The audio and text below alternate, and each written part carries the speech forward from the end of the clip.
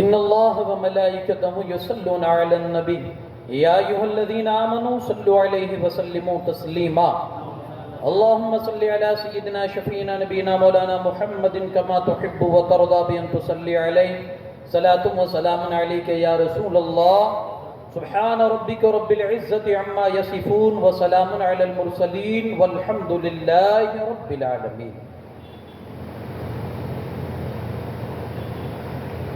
معزز سامعین حضرات، السلام علیکم ورحمۃ اللہ وبرکاتہ. الحمد للہ رب العالمین والعاقبۃ للمتقین والصلاة والسلام علی سید الانبیاء والمرسلین وعلی آلہ الطیبین واصحابہ الطاہرین اجمعین، اما بعد. فاعوذ باللہ من الشیطان الرجیم، بسم اللہ الرحمن الرحیم. وَلَنَبْلُوَنَّكُمْ بِشَيْءٍ مِّنَ الْخَوْفِ وَالْجُوعِ وَنَقْصٍ مِّنَ الْأَمْوَالِ وَالْأَنفُسِ وَالثَّمَرَاتِ وَبَشِّرِ الصَّابِرِينَ. صدق اللہ العظیم. انتہائی خلوصیت اور احترام کے ساتھ آئیے سب سے پہلے گنبد خضرا کے مکین انیس بے کساں چارہ سازہ درد مندہ رئیس کون و مکان، آفتاب رسالت مہتاب نبوت کونین کی زینت، حضور احمد مجتبی محمد ارواحنا فدا صلی اللہ علیہ وسلم کی بارگاہ بے کس بنا میں جھوم کر درود پاک کا ہدیہ پیش کریں. اللہم صلی علی سیدنا شفیعنا نبینا مولانا محمد کما تحب و ترضی بأن تصلی علیہ صلاۃ و سلام دائما علیک یا رسول اللہ صلی اللہ تعالی علیہ وسلم. درود پاک کی جو فضیلتیں ہیں، آپ نے دیکھا ہوگا کہ آدمی جو خواب دیکھتا ہے تو اس کے خواب کے اعتبار سے کبھی اچھی فال نکلتی ہے اور کبھی بری فال نکلتی ہے. تعبیر میں کبھی اچھا اس کو نظر آتا ہے، کبھی برا بھی نظر آتا ہے. درود پاک اگر کسی نے اپنے آپ کو خواب میں پڑھتے ہوئے محسوس کیا تو اس کی تعبیر کیا ہے؟ درود پاک خواب میں آدمی نے اپنے آپ کو دیکھا کہ میں درود شریف پڑھ رہا ہوں خواب میں، اس کی تعبیر کیا ہے؟ تو فرماتے ہیں کہ خواب میں تعبیر جو درود پڑھنے کی ہے وہ یہ ہے کہ جس نے بھی اپنے آپ کو درود پڑھتے ہوئے خواب میں دیکھا وہ سمجھ لے اس کی آخرت کی زندگی اچھی ہوگی، آخرت کی زندگی اچھی ہوگی، رزق میں برکت ہوگی، رزق میں برکت ہوگی، مشکلات ختم ہونے والی ہے اور آسانیاں آنے والی ہے. یہ درود پاک سپنے میں خواب میں پڑھنے کی یہ تعبیر ہے. یارو جب خواب کی اتنی برکتیں ہیں تو جاگتے میں جو پڑھے گا اس کی کیا برکتیں ہیں؟ عادت بنائیں، ایک بار اور جی لگا کر پڑھیں. اللہم صلی علی سیدنا شفیعنا نبینا مولانا محمد کما تحب و ترضی بأن تصلی علیہ صلاۃ و سلام دائما علیک یا رسول اللہ صلی اللہ تعالی علیہ وسلم. احسان مانتا ہے زمانہ حسین کا، احسان مانتا ہے زمانہ حسین کا، حور و ملک نے گایا ہے ترانہ حسین کا، حور و ملک نے گایا ترانہ حسین کا. اب بھی سخی کے ہاتھ کی دھومیں ہیں چار سو، اب بھی سخی کے ہاتھ کی دھومیں ہیں چار سو. ایسا بنایا رب نے خزانہ حسین کا، ایسا بنایا رب نے خزانہ حسین کا. جس کے قصیدے آیے تطہیر نے پڑھے، جس کے قصیدے آیت تطہیر نے پڑھے، رب نے بنایا ایسا گھرانہ حسین کا، رب نے بنایا ایسا گھرانہ حسین کا. چیخا ہے جس کی ضرب سے ہر دور کا یزید، چیخا ہے جس کی ضرب سے ہر دور کا یزید. ایسا بنایا رب نے نشانہ حسین کا، ایسا بنایا رب نے نشانہ حسین کا شرق و غرب میں چرچا ہے اس کے پیار کا، شرق و غرب میں چرچا ہے اس کے پیار کا، ایک میں ہی تو نہیں ہوں دیوانہ حسین کا، ایک میں ہی تو نہیں ہوں دیوانہ حسین کا، سنی ہوں اس لیے ہوں میں شبیر پر فدا، سنی ہوں اس لیے ہوں میں شبیر پر فدا، پایا ہے عشق میں نے یگانہ حسین کا، پایا ہے عشق میں نے یگانہ حسین کا، آصف بقائے دین ہے کربل کی داستان، آصف بقائے دین ہے، قتل حسین اصل میں مرگ یزید ہے، اسلام زندہ ہوتا ہے ہر کربلا کے بعد، آصف بقائے دین ہے کربل کی داستان، یہ فیض لٹ رہا ہے، یہ فیض بٹ رہا ہے روزانہ حسین کا، یہ فیض بٹ رہا ہے روزانہ حسین کا۔ ایک بار اور جی لگا کر درود پاک پڑھ دیجئے، اللہ رب محمد صلی اللہ علیہ وسلم، نحن عباد محمد صلی اللہ علیہ وسلم دائما ابدا ابدا۔ محترم سامعین حضرات، خطبے کے بعد جو میں نے آیت کریمہ آپ کے سامنے تلاوت کی، اللہ کریم ارشاد فرماتا ہے وَلَنَبْلُوَنَّكُمْ بِشَيْءٍ مِّنَ الْخَوْفِ وَالْجُوعِ وَنَقْصٍ مِّنَ الْأَمْوَالِ وَالْأَنفُسِ وَالثَّمَرَاتِ، ہم ضرور تمہیں آزمائیں گے، ضرور تمہاری آزمائش لیں گے، ضرور تمہیں ہم امتحان میں ڈالیں گے۔ کس امتحان میں؟ کبھی خوف کے ذریعے سے تمہاری آزمائش لی جائے گی، کبھی بھوکا رکھ کر تمہاری آزمائش لی جائے گی، کبھی تمہارے مالوں میں نقصان کر کے تمہاری آزمائش لی جائے گی، کبھی تمہاری جان کو نقصان پہنچا کر تمہیں امتحان میں ڈالا جائے گا، اور کبھی پھلوں میں کمی کر کے تم سے ہم امتحان لیں گے اور یہ دیکھیں گے کہ اس میں صبر کون کرتا ہے۔ اے محبوب، جو ان مصیبتوں پر صبر کر لے جائے انہیں جنت کی بشارتیں سنا دی جائے۔ ہم آزمائیں گے، یہ جو ہماری زندگی ہے نا، ایک آزمائش کے گھڑی سے گزر رہی ہے، ہر لمحہ ہم سے آزمائش ہوتی ہے۔ اگر ایک راستے میں چل کر ایک لگنے والی ٹھوکر بھی ہمیں لگتی ہے تو وہ بھی شاید کہیں نہ کہیں ہماری آزمائش کا ذریعہ ہے، اور شاید وہاں بھی کہیں ہم سے امتحان لیا جا رہا ہے اللہ کی طرف سے۔ اگر کبھی ایسا ہوتا ہے کہ بڑی سکھ بھری زندگی دکھوں میں تبدیل ہو جاتی ہے، وہاں بھی ہماری آزمائش ہوتی ہے، اور کبھی دکھوں والی زندگی سکھوں میں تبدیل ہو جاتی ہے، وہاں بھی اللہ کہیں نہ کہیں چل کے ہم سے امتحان لے رہا ہے یا ہماری پریکشا لے رہا ہوتا ہے۔ ہم آزمائش کی گھڑی سے گزر رہے ہیں۔ اچھا، امتحان کس کا ہوتا ہے معلوم ہے؟ جس کو انعام دینا ہوتا ہے۔ امتحان اس سے لیا جاتا ہے جس کو آپ انعام دینا چاہتے ہیں۔ مطلب کیا ہوا کہ آپ ہر گھڑی کی زندگی سے گزر رہے ہیں، آزمائش میں گزر رہے ہیں۔ اب یہ مت سمجھ لینا کہ یہ آزمائش ہمارے لیے بیکار ہے، نہیں، اللہ چاہتا ہے کہ تم اس آزمائش میں کامیاب کھڑے اترو تو اللہ اپنی طرف سے پھر تمہیں اس امتحان کا بدلہ اور انعام کے طور پر تمہیں عطا فرمائے۔ وہ جو چاہتا ہے وہ تمہیں عطا کرے۔ امتحان ہمیشہ انعام کے لیے لیا جاتا ہے کہ بندے کو انعام سے نوازنا ہے۔ اب انعام کیا ہے؟ آزمائش کے بعد کا انعام کیا ہے؟ اللہ کا قرب، اللہ کا قرب، اس کی رضا۔ سب سے بڑی دولت ہے اللہ کی رضا، وَرِضْوَانٌ مِّنَ اللَّهِ اکبر۔ سب سے بڑی اگر کوئی چیز ہے وہ اللہ کی خوشی ہے، اللہ کو راضی کر لینا، سب سے بڑی خوشی۔ تو اللہ کریم فرماتا ہم تمہیں آزمائیں گے۔ دیکھیے بہت ساری چیزیں ایسی ہوتی ہیں نا، بہت مقام اور مرتبے جو تسبیح سے نہیں ملتے، آپ کی نمازوں سے نہیں ملتے، ورد و وظیفے کرنے سے نہیں ملتے۔ بہت سارے ایسے مقامات ہیں کہ جو اللہ آپ پر ڈالی ہوئی مصیبتوں کے بعد جب آپ اس پر صبر کر لے جاتے ہیں تو پھر اللہ اس مقام پر آپ کو بلندی عطا فرما دیتا ہے اور وہ مقام آپ کو عطا فرماتا ہے۔ بہت سارے مقام آزمائش کے بعد ملا کرتے ہیں، مصیبتوں کے بعد ملا کرتے ہیں۔ اب ہم دیکھیں اس آیت میں کتنے پرچے ہیں، آزمائش کے کتنے پرچے ہیں؟ 5۔ ہم تمہیں آزمائیں گے، پہلے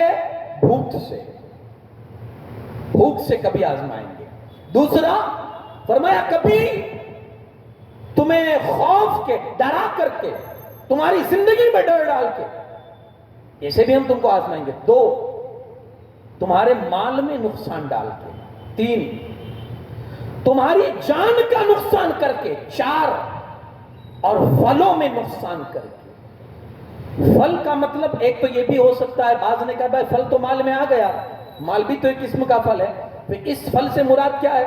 تو بعض نے کہا تفسیر میں کہ اس پھل سے مراد آدمی کسی چیز کے پیچھے محنت کرے اور اس کو پھل نہ ملے، پھل نہ حاصل ہو، محنت کی ہوئی چیز میں اس کو کامیابی یا پھل نہ ملے، تو یہ پھل بھی یہاں مراد ہو سکتا ہے کہ اس کے ذریعے سے بھی تم نے بہت ساری محنت کی ہوگی لیکن پھل 0 میں ہوگا، شونیہ میں ہوگا، تم سمجھو گے یار پوری محنت برباد گئی، ضائع گئی، حالانکہ تمہاری آزمائش ہو رہی ہوگی، تمہاری پریکشا ہو رہی ہے۔ کہا اس طرح بھی ہم تم کو آزمائیں گے۔ اب یہ 5 قسم کے جو پرچے اللہ نے بتائے کہ 5 طرح سے ہم تم کو آزمائیں گے۔ دیکھیں انسان کی زندگی میں یہ 5 چیزیں ایک ساتھ کبھی نہیں ہوتی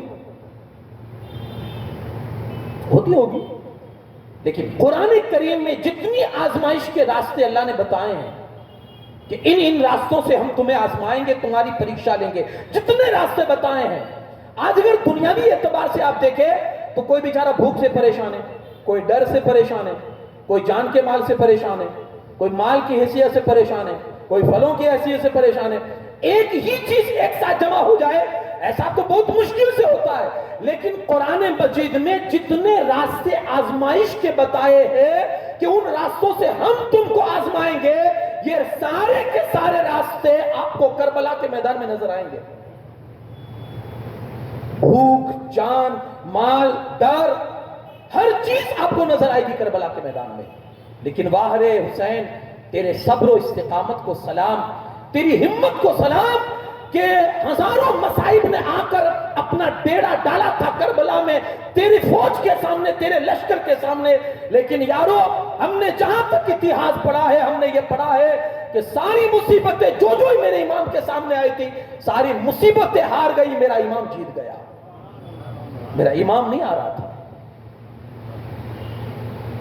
اتنی مصیبتیں، اب جب ایک آدمی صبر کرتا ہے تو اللہ کی طرف سے اس کو جو مقام ملتے ہیں۔ امام نے تو اتنی مصیبتوں پر صبر کیا ہے، اتنی آزمائشوں میں وہ کھڑے اترے ہیں، اب بتائیے اللہ کے یہاں سے انہیں کیا مقام نصیب ہوگا؟ یہ تو ہم قیامت کے دن اپنی ماتھی کی آنکھوں سے دیکھیں گے، اللہ کی شان اور کون سی بلندی اللہ انہیں عطا فرماتا ہے، کیسی کیسی عظمتیں عطا فرماتا ہے۔ بس اللہ کریم بروز حشر ان کا سایہ اور ان کی چادر کا سایہ ہم سبھی کو نصیب فرما دے، بس یہی دعا ہے۔ اللہ جیتے جی ان کی محبت دے اور مرتے وقت بھی اور مرنے کے بعد بھی ان کی محبت عطا فرمائے، بس ایسی دعا کرتے رہیں، اللہ انہی کے سائے میں ہمیشہ رکھے۔ حضرات محترم، کل کی جو میری گفتگو تھی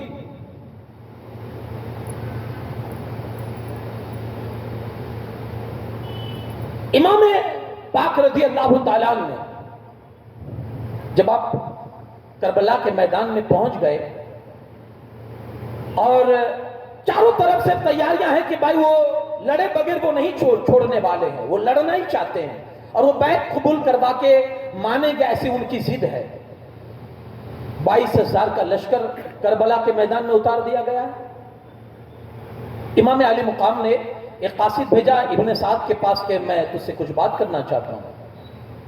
ابن سعد نے کہا ٹھیک ہے۔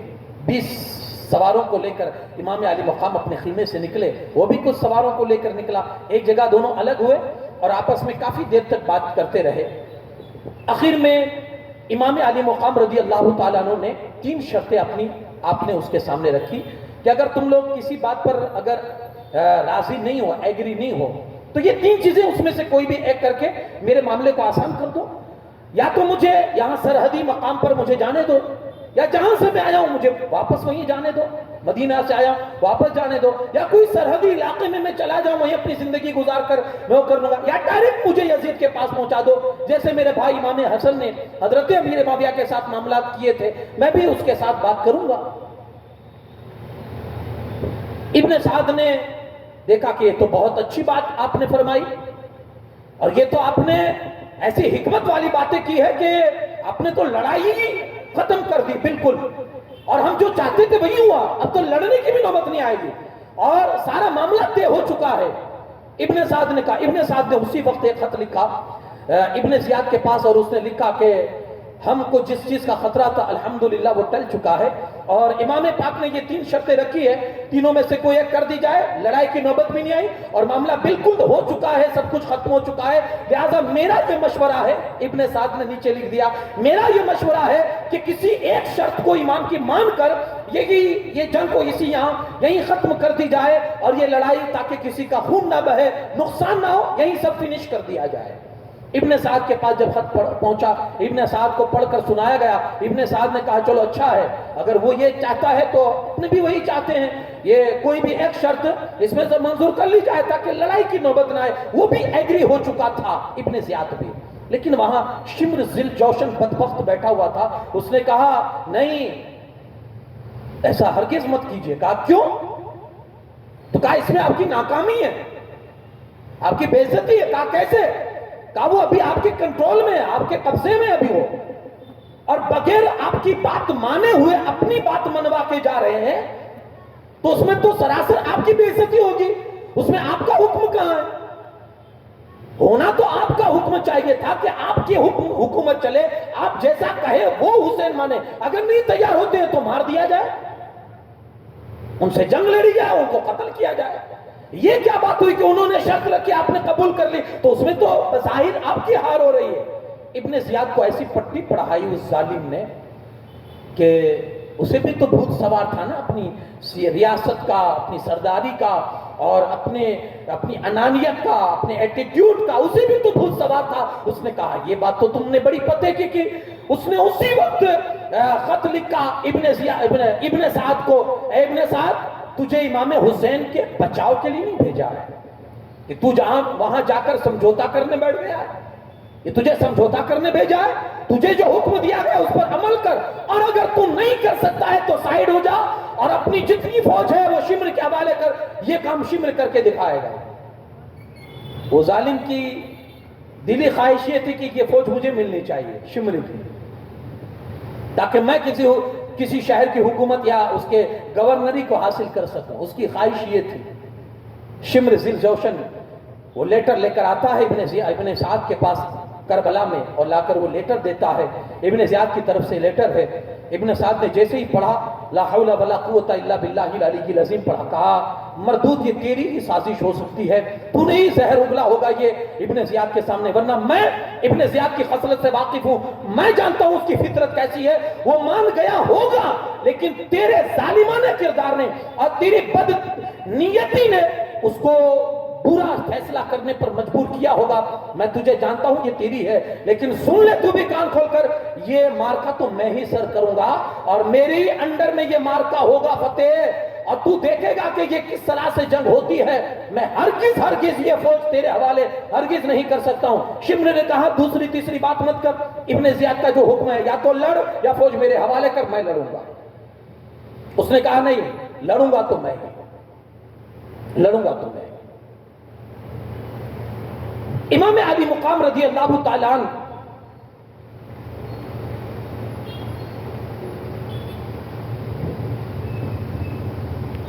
آپ نے دیکھ لیا کہ اب یہ وہاں سے کوئی اس چیز کا جواب بھی نہیں آیا ہے، اور ایک مرتبہ نقارہ بھی بچ چکا تھا کہ اے حسین تیار ہو جائیے لڑنے کے لیے، اب اس کے علاوہ کوئی راستہ ہی نہیں ہے۔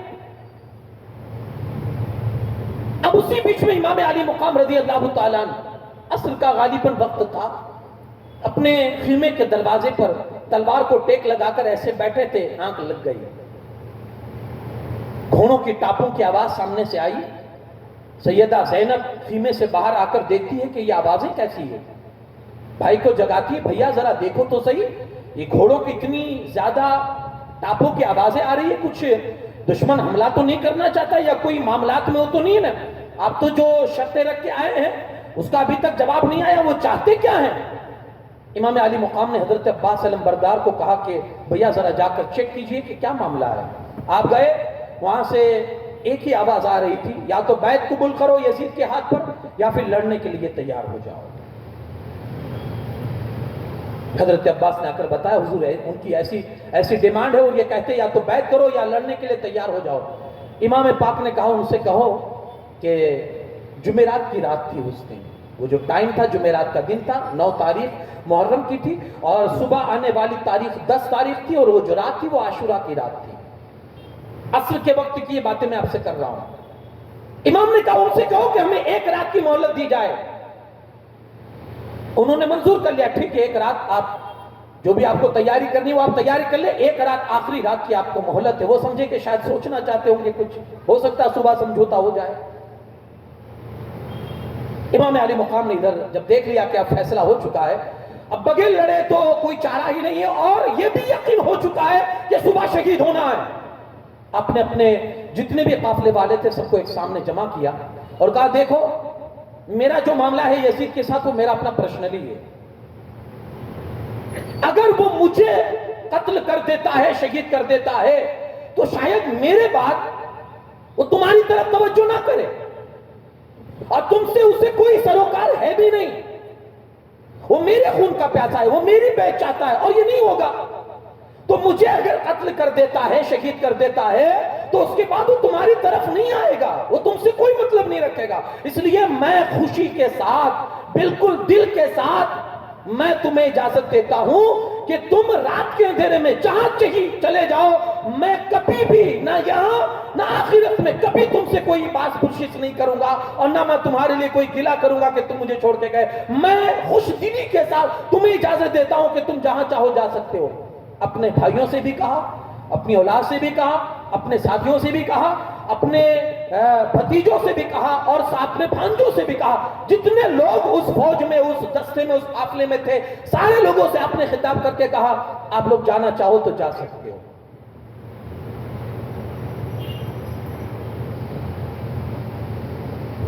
اس تقریر کو سن کر حضرت عباس علم بردار اور آپ کے جو دوسرے بھائی ساتھ میں تھے دوسری ماں سے کھڑے ہو گئے۔ حضور آپ کیا کہنا چاہتے ہیں؟ ہم آپ کو ان ظالموں کے نرغے میں اکیلا چھوڑ کر چلے جائیں، اپنی عیش کی زندگی گزاریں؟ حضور آپ کے بعد زندگی کا ہم سوچ بھی نہیں سکتے تھے کہ ہم جیئیں گے، ہم سوچ بھی نہیں سکتے ہیں۔ یہ بات آپ رہنے دیجئے، جہاں تک آپ کا ساتھ ہے، ہماری رگوں میں خون ہے، آپ کا ساتھ ہم نبھائیں گے اور ساتھ دیں گے، بس یہی ہمارا آخری فیصلہ ہے۔ اولاد مسلم، حضرت مسلم کے جو بچے تھے اور ان کے بھائی تھے، کہا تمہارے لیے کافی نہیں کہ تمہارے بھائی کی شہادت ہو چکی ہے، تمہارے باپ کی شہادت ہو چکی ہے، ابھی بھی تم نقصان کرو گے؟ اب تو چلے جاؤ، میں خوشی سے تمہیں اجازت دیتا ہوں۔ حضرت مسلم کے جو بھائی اور ان کے بچے تھے وہ پھر کھڑے ہو گئے، کہا حضور اب ان کے بعد جی کر بھی کیا کریں گے، اور اس زندگی میں کیا ہے جینا؟ سب نے چاروں طرف سے جو عاشقین تھے، جو آپ کے ساتھ ہو لیے تھے، آپ کے محبین تھے، حضرت مسلم بن اوسجہ اسدی ہے، سعید بن عبداللہ حنفی ہے، زہیر بن قین ہے، ایسے بہت سارے ایسے آپ کے حبیب بن مظاہر ہے جو آپ کے جانثار تھے، آپ کے لشکر میں ساتھ ہوئے تھے آپ کی مدد کرنے کے لیے، وہ بھی ایک کے بعد دیگرے کھڑے ہوتے رہے، اور سب نے جب جانثاری کا وعدہ کیا کہ حضور مرتے دم تک آپ کا ساتھ نبھائیں گے، اور جانے کی بات آپ چھوڑ دیجئے، یہاں سے کوئی بھی آپ کو چھوڑ کر، ان ظالموں کے نرغے میں آپ کو چھوڑ کر یہاں سے کوئی نہیں جائے گا، یہ جب چاروں طرف سے ایک صدا بلند ہوئی کہ ہم مرتے دم تک آپ کا ساتھ نبھائیں گے، تو پھر امام علی مقام کی آخری گفتگو جو ان کے ساتھ ہوئی وہ یہی تھی، جب تم نے طے کر لیا ہے، تمہارا جب یہ ارادہ ہے کہ اب تمہیں لڑنا ہے اور میرا ساتھ دینا ہے، اور جس مہم کو لے کر میں چلا ہوں، جس مشن کو میں نے اٹھایا ہے، اس مشن میں تم میرے بازو بننا چاہتے ہو، تو پھر جاؤ اپنے اپنے خیمے میں جا کر، آج کی آخری شب ہے تمہارے پاس، آج کی آخری رات ہے تمہارے پاس، اپنے رب کو جتنا منوا سکتے ہو اتنا منا لو، آخری رات تمہارے پاس ہے۔ اپنے خدا کی جتنی عبادت آپ کر سکتے ہو، قرآن، نماز، سجدے، سجود، جس لحاظ سے اپنے خدا کی عبادت کر سکتے ہو، آخری شب ہے، عبادت کر لو اور اپنے خدا کو راضی کر لو۔ وَرِضْوَانٌ مِّنَ اللَّهِ اکبر، اللہ کی خوشی سے بڑھ کر کوئی چیز نہیں ہے۔ ہم مسلمان ہیں، ہمارے پاس اللہ کی خوشی کتنی ہے، ہمارے پاس اللہ کی خوشی کتنی ہے، اور ہم ان ایاموں میں، ان دنوں میں اپنے رب کی کتنی خوشی حاصل کرتے، یہ بھی تو ہم دیکھیں۔ معاذ اللہ، استغفر اللہ، ہم نے لوگوں کو ان دنوں میں بت پرستی بھی کرتے ہوئے دیکھا ہے، اور میرا قوم مسلم، اللہ اسے عقل سلیم بخشے، اللہ اسے عقل سے نوازے، پتہ نہیں کہاں کہاں وہ سر ٹیکتا ہے، جو سر اپنے خدا کے سامنے جھکنے سے رہ جاتا ہے، پھر اللہ اس سر کو اتنا سستا بنا دیتا ہے کہ دنیا کی ہر چیز کے سامنے وہ جھکنے لگتا ہے۔ اپنے سر میں وزن پیدا کرو، اتنے عقیدے کمزور ہو گئے ہیں۔ ایک چیز اپنی دل کی تختی پر نوٹ کر لو، میرا رب جو چاہتا ہے وہی ہوتا ہے۔ دنیا کی کوئی طاقت آپ کو نقصان نہیں پہنچا سکتی ہے، دنیا کی کوئی چیز آپ کو نفع نہیں پہنچا سکتی ہے جب تک میرا خدا نہیں چاہے گا۔ کہاں بھٹک رہے ہو آپ؟ کہاں بھٹک رہے ہو؟ اس کو چھوڑ کر، اسی کو چھوڑ کر ہر جگہ سر ٹیک رہے ہو، ہر جگہ سر پٹک رہے ہو۔ یارو کبھی اس کو تو کھٹکھٹا کر دیکھو، اس دروازے کو، جہاں سے ہر چیز کا سولوشن ہے، جہاں سے ہر چیز کا اپائے ہے تمہارے لیے، زندگی گزارنے کے راستے ہیں، ہم نے وہی راستہ چھوڑ دیا ہے، اور ہر جگہ آج اتنے خرافات میں ہم آگے نکل چکے ہیں کہ اگر آپ دل سے، اللہ نے آپ کو دل دیا ہے نا، تو کبھی سینے پر ہاتھ رکھ کر بیٹھ جانا اور سوچنا کہ ہم کہاں جا رہے ہیں۔ خدا کی قسم آپ کو یہی محسوس ہوگا کہ ہم مذہب اسلام کے ساتھ کھلواڑ کر رہے ہیں، مذاق اڑا رہے ہیں شریعت کا، مذاق اڑا رہے ہیں امام حسین کی قربانیوں کا، اور مذاق اڑا رہے ہیں امام حسین کے اس مشن کا جو آپ نے کربلا کے میدان میں جا کر جو مشن کو قائم فرمایا تھا۔ آپ کو فیر ہوگا اندر سے، لیکن جن پر غفلت کے پردے ہونا، جن پر غفلت کے پردے ہونا، اس کو امام کے سامنے بھی نہیں دکھاتا کچھ، تو آج کہاں سے دکھے گا 1400 سال کے بعد؟ وہ کلمہ ہی پڑھتے تھے بھائی، جو سامنے کھڑے تھے وہ کلمہ ہی پڑھتے تھے، رسول اللہ ہی کا کلمہ پڑھتے تھے، وہ رسول اللہ کے امتی تھے، حضور ہی کا کلمہ پڑھتے تھے، ان کا کلمہ کوئی الگ نہیں تھا، نمازیں بھی وہی تھی، لیکن پھر بھی امام حسین کا چہرہ نظر نہیں آیا۔ کیوں؟ دنیا سوار تھی۔ ہمارے بھی بہت سارے بھائیوں کو دنیا سوار ہے، انکم جو ہے بھائی پتی آتی ہے نا، کون سی محبت بھائی امام حسین کی؟ کون سی محبت کی بات کرتے ہیں آپ؟ یہ صرف 10 دن کیوں رہتی ہے محبت؟ پورا سال محبت کرنے والے بن کے کیوں نہیں رہتے ہیں؟ کیونکہ ٹیمپریری یہ محبت ہے، عارضی ہے، عارضی۔ یہی 10 دن امام حسین ہے ہمارے لیے، پورا سال امام کی زندگی ہمارے لیے مشعل راہ نہیں ہے۔ کون سی زندگی کے گوشے میں امام کو یاد کیا ہم نے بھائی؟ یہی 10 دن ہے صرف امام حسین کے لیے۔ یہ تو خود غرضی والی محبت ہوئی نا، ہماری خود غرضی والی محبت ہو گئی بھائی۔ کوشش کریں، سمجھیں۔ میں خیر میں یہ آخری میسج آپ کو یہ بھی دے کر جاؤں گا، میں نے اس سے پہلے بھی بہت مرتبہ یہ میسج دیا ہے، ابھی ذکر حسین کی ضرورت سے زیادہ فکر حسین کی ضرورت ہے۔ کس کی؟ فکر حسین۔ ذکر تو ہم کرتے ہی ہیں، ابھی فکر کی ضرورت ہے۔ امام علی مقام کی فکر کیا تھی؟ مقصد کربلا کیا ہے؟ ابھی اس کی ضرورت ہے۔ ہم بھول چکے ہیں۔ سارے لوگوں نے جب ایک امام نے کہا تو پھر اپنے رب کو یاد کرو جاؤ۔ اب جیسے عاشورے کے دن کا سورج جیسے ہی اپنی کرنوں کو نمودار کرتا ہے اور جیسے نکلتا ہے جنگ کا نقارہ بج جاتا ہے۔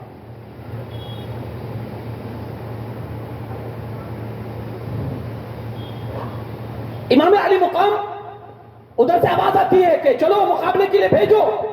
پہلے امام علی مقام اونٹنی پر سوار ہوتے ہیں اور ان لوگوں کے سامنے جاتے ہیں اور ان سے اتمام حجت کے لیے خطبہ ارشاد فرماتے ہیں. دیکھو مجھے پہچانو میں کون ہوں. میں تمہارے نبی کا نواسا ہوں جس کا تم کلمہ پڑھتے ہو. انہوں نے مجھے اپنا بیٹا کہا ہے, جنتی پھول کہا ہے مجھے. وہ مجھے سونگتے تھے, مجھے چومتے تھے. انہوں نے اپنے کاندھے پر بیٹھ کر ہماری عظمتیں تمہیں بتائی ہے. اگر تمہیں میری بات کا یقین ہے تو تم میرے خون سے ہاتھ رنگین نہیں کرو گے. لیکن اگر تمہیں یقین نہیں ہے, جو میں کہہ رہا ہوں میری باتوں کا یقین نہیں ہے, تو آج بھی وہ صحابہ جو یہ حدیثیں بیان کرتے ہیں آج بھی زندہ ہے.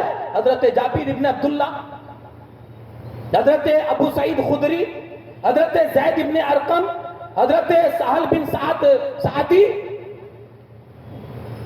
ابھی بھی زندہ. جا کر پوچھ لو ان سے. انس ابن مالک, یہ 5 صحابہ کے امام حسین نے اپنی چالو تقریر میں کربلا میں یزیدیوں کے سامنے یہ نام گنوائے کہ جا کر ان سے پوچھ لو میں کون ہوں. اچھا, کوئی یہ بھی سمجھ سکتا ہے کہ امام علی مقام یہ اپنا خطبہ کیوں پڑھ رہے ہیں میدان کربلا میں؟ اپنے آپ کو کیوں؟ سامنے والے نہیں جانتے تھے کہ امام حسین کون ہے؟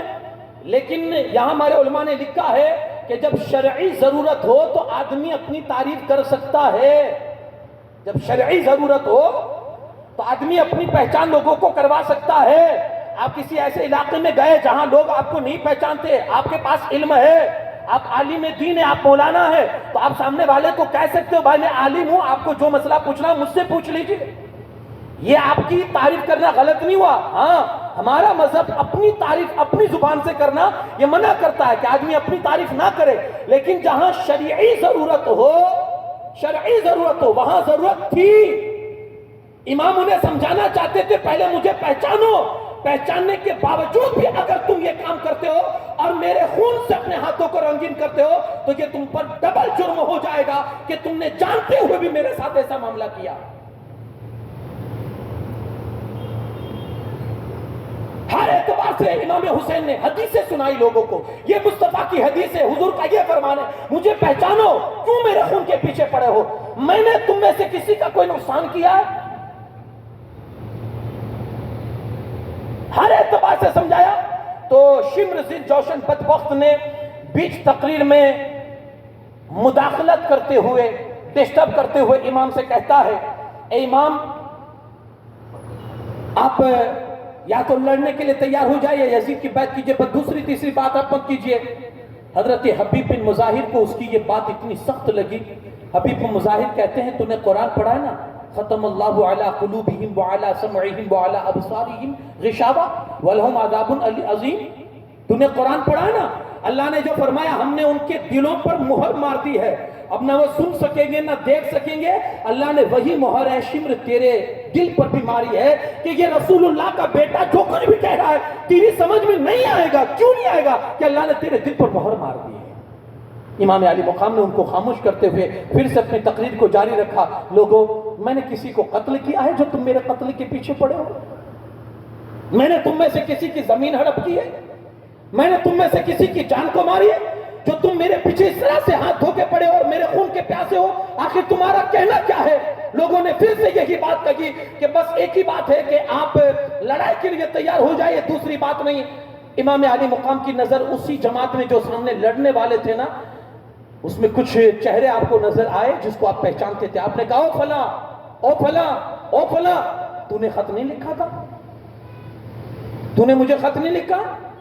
مجمع میں سامنے تھے. کہا تو نے خط نہیں لکھا؟ کہا نہیں, ہم نے کوئی خط نہیں لکھا. آپ نے کہا تم جھوٹے ہو, یقیناً اللہ کی قسم تم نے خط لکھا ہے اور تمہارے خط لکھنے پر ہی میں یہاں آیا ہوں. اگر چلو مان لو کہ تم نے خط نہیں لکھا تو پھر مجھ سے لڑ کیوں رہے ہو؟ مجھے جانے دو نا جہاں سے میں آیا ہوں, مجھے نہیں رہنا گا, میں تمہارا راستہ نہیں روکوں گا, مجھے جانے دو جہاں سے میں آیا ہوں. اگر تم یہ کہتے ہو کہ تم نے خط نہیں لکھا ہے. اسی بیچ میں سے قیس بن اشعث وہ کہتا ہے, امام یا تو ابن زیاد کے سامنے سر جھکاؤ یا لڑنے کے لیے تیار ہو جاؤ. آپ نے فرمایا, ہاں تو تو یہ بولے گا ہی نا, تو اسی کا بھائی ہے نا محمد بن اشعث کا, جس نے میرے بھائی امام مسلم کو شہید کروا دیا. کیا تیرے لیے اتنا کافی نہیں ہے کہ ان کے خون کا تم پر الزام ہے اور تمہارے اس خون کا جواب اللہ کی بارگاہ میں دینا پڑے گا. تو اسی کا بھائی ہے نا جس نے میرے بھائی مسلم کے ساتھ غداری کی ہے, تو یہی کہے گا نا. آپ نے کہا سنو, نہ کل میری یہ ایسی کوئی مرضی تھی اور نہ ارادہ تھا اور نہ آج ہے اور نہ مرتے دم تک میں کبھی تم جیسے جھوٹوں کے ہاتھ میں اپنا ہاتھ دے کر اپنے ہاتھ کو اور اپنی حرمت کو اور دین اسلام کی حرمت کو میں کبھی بدنام نہیں ہونے دوں گا. یہ ہرگز نہیں ہو سکتا ہے. تو کافر لڑنے کے لیے تیار ہو جاؤ. ادھر سے ابن سعد نے نقارہ بجا دیا تاکہ اب تیاری کی جائے جنگ کی, دوسری کوئی بات نہیں, تیاری کی جائے. حر ابن یزید ابن سعد کے پاس آیا اور ابن سعد سے کہتا ہے کہ ابن سعد تو امام حسین سے لڑے گا؟ ہاں لڑوں گا, اور تو دیکھے گا کہ کیسے سر اڑتے ہیں ہواؤں میں اور کیسے لوگ گر گر کے زمین پر گرتے ہیں, کیسے کٹ کٹ کے زمین پر گرتے, وہ تو دیکھے گا, ملاحظہ کرے گا. کہا تجھے امام کی ایک شرط منظور نہیں ہے؟ کہا میں کیا کروں, تیرا حاکم نہیں مانتا تو میں کیا کروں, مجھے تو منظور ہے, میں تو یہی چاہتا تھا کہ فیصلہ ہو جائے اور سمجھوتا ہو جائے, جنگ نہ ہو, لیکن تیرا حاکم ہی نہیں مانتا, میں کیا کروں. اور پیچھے ہٹے, اور پیچھے ہٹنے کے بعد ان کے بدن میں ایسی کپ کپی طاری ہو گئی جیسے کوئی لرزتا ہو کسی ڈر کی وجہ سے. ایک بندے نے اس کو دیکھا ہے, ہور یہ چند لوگوں کے سامنے تیری حالت ہے, ہم نے تجھے بڑی بڑی جنگوں میں دیکھا ہے کہ تو اس طرح سے بہادرانہ انداز میں جرأت مندی کے ساتھ تو جاتا تھا کہ کسی سے نہیں ڈرتا تھا, آج چند لوگوں کے مقابلے میں تیری یہ حالت ہے, تیرا بدن کانپ رہا ہے, تجھ میں لرزہ آ چکا ہے, کیا حالت ہے تیری. اور نے کہا پہلے میرے سامنے اگرچہ بڑے بڑے فوج اور بڑے بڑے لشکر ہوا کرتے تھے, لیکن آج اگرچہ چند لوگوں کی تعداد میں ہے, لیکن یہ نبی کے گھر والے ہیں. ایک طرف میرے جنت ہے, ایک طرف دوزخ ہے, میں کنفیوژن میں ہوں کہ میں کدھر جاؤں, ادھر جاؤں یا ادھر جاؤں. پھر اپنے گھوڑے کو ایڑ لگاتے ہیں اور امام علی مقام کے قدموں پر جا کر گر جاتے ہیں. حضور معاف کر دیجئے, میں نہیں جانتا تھا کہ معاملہ اس حد تک پہنچ جائے گا, مجھے آئیڈیا ہی نہیں تھا کہ یہ لوگ آپ کے ساتھ اتنی زیادتی کریں گے, نبی کے بیٹے کے ساتھ, نبی کے نواسے کے ساتھ کوئی اتنی سختیاں کرتا ہے, مجھے اندازہ ہی نہیں تھا. ان لوگوں نے 3 دن سے آپ پر پیاس اور پانی بند کر کے رکھا ہے, مجھے آئیڈیا نہیں تھا. میں یہی چاہتا تھا کہ یہ آپ کے ساتھ توڑ جوڑ کر لیں گے اور پھر معاملہ طے ہو جائے گا. آپ نے جو شرطیں رکھی تھی وہ بھی آسان نہیں تھی, لیکن مجھے یہ آئیڈیا نہیں تھا کہ اتنے ظالم اور بد کردار یہ لوگ ہوں گے. حضور مجھے معاف کر دیجئے, کیونکہ میں ہی آپ کو یہاں رکاوٹ کا آپ کے سبب بنا ہوں, میں نے ہی آپ کو یہاں روکا ہے. اگر میں نہ روکتا تو آپ شاید مدینہ پہنچ سکتے تھے, لیکن میری غلطی ہے. حضور معاف کر دیجئے. آپ نے فرمایا تمہیں احساس ہو گیا, میں نے معاف کیا, اللہ بھی تمہیں معاف کرے. اور تمہارا نام جو حور ہے, حور کا مطلب ہوتا ہے آزاد, جاؤ دنیا میں بھی آزاد ہو اور قیامت میں بھی اللہ تمہیں آزاد کی عطا فرمائے گا. یہ کہہ کر آپ نے کہا حضور مجھے اجازت دیجئے, اب میں جاتا ہوں. گئے میدان میں اور جانے کے بعد ایک خطبہ ارشاد فرمایا, اے لوگوں میں تمہارے سامنے امام علی مقام کی طرف سے آیا ہوں. اگرچہ میں نے ان کو یہاں روکا ہے, لیکن مجھے اندازہ نہیں تھا کہ تم لوگ اس حد تک گر جاؤ گے. تم لوگ ایک رسول کے شہزادے کے ساتھ ایسا معاملہ کرو گے, مجھے قطعاً یہ کبھی احساس تھا ہی نہیں, اور نہ مجھے کبھی یہ محسوس ہوتا تھا کہ تم اس حد تک گر جاؤ گے. لیکن اب میں نے تمہارا تیور دیکھ لیا ہے, تمہارا انداز دیکھ لیا ہے, تم لڑو گے اور امام علی مقام کے قتل کے در پر تم آ چکے ہو, یہ بھی میں جانتا ہوں. لوگوں ابھی بھی آنکھیں کھولو, یہ کون ہے اسے پہچانو. یہ حضرت حور ابھی ان لوگوں کے سامنے تقریری کر رہے تھے کہ ایک بندے نے تیر برسایا, ادھر سے دوسرا تیر آنا چالو ہوا. حضرت حور نے اپنے آپ کو بچایا, امام علی مقام کے قدموں کی طرف آپ بڑھے, چونکہ ابھی جنگ شروع نہیں ہوئی تھی اور امام علی مقام کا یہ حکم تھا کہ ہماری طرف سے قطعاً جنگ کی شروعات نہ کی جائے, ہم سمجھوتے سے کام لیں گے, ہم سمجھوتے سے بات کریں گے. جب تک سمجھوتے سے معاملہ طے ہو جاتا ہے, ہمیں جنگ نہیں کرنی, ہمیں لڑائی نہیں کرنی. وہ سامنے جو ہے وہ کلمہ پڑھتے ہیں, اگرچہ وہ کسی بھی کردار کے ہو, لیکن وہ رسول اللہ کا کلمہ پڑھتے ہیں. امام نے اس لیے روک دیا تھا. حضرت حور واپس لوٹتے ہیں, امام کی بارگاہ میں آتے ہیں. اللہ اکبر. اس کے بعد امام علی مقام رضی اللہ تعالیٰ عنہ اپنے لشکر کو آپ نے تیار تو پہلے سے کر لیا تھا, خیمے کے جو پیچھے والا حصہ تھا وہاں بڑی بڑی خندقیں گڈھے کھود دیے تھے اور اس میں لکڑیاں بھر دی تھی تاکہ جنگ شروع ہو تو اس میں آگ لگا دی جائے تاکہ دشمن پیچھے سے حملہ کر کے خیمے والوں کو، بچوں کو اور بیویوں کو، جو بیویاں اندر ہے، جو عورتیں ہیں، خواتین ہیں، ان کو نقصان نہ پہنچا سکے. اس لیے آپ نے یہ خیموں کے پیچھے والا جو حصہ تھا وہاں اپنے بڑے بڑے گڈھے اور خندقیں کھود ڈالی تھی اور اس میں لکڑیاں جمع کروا ڈالی تھی. جنگ کی شروعات ہوتی ہے.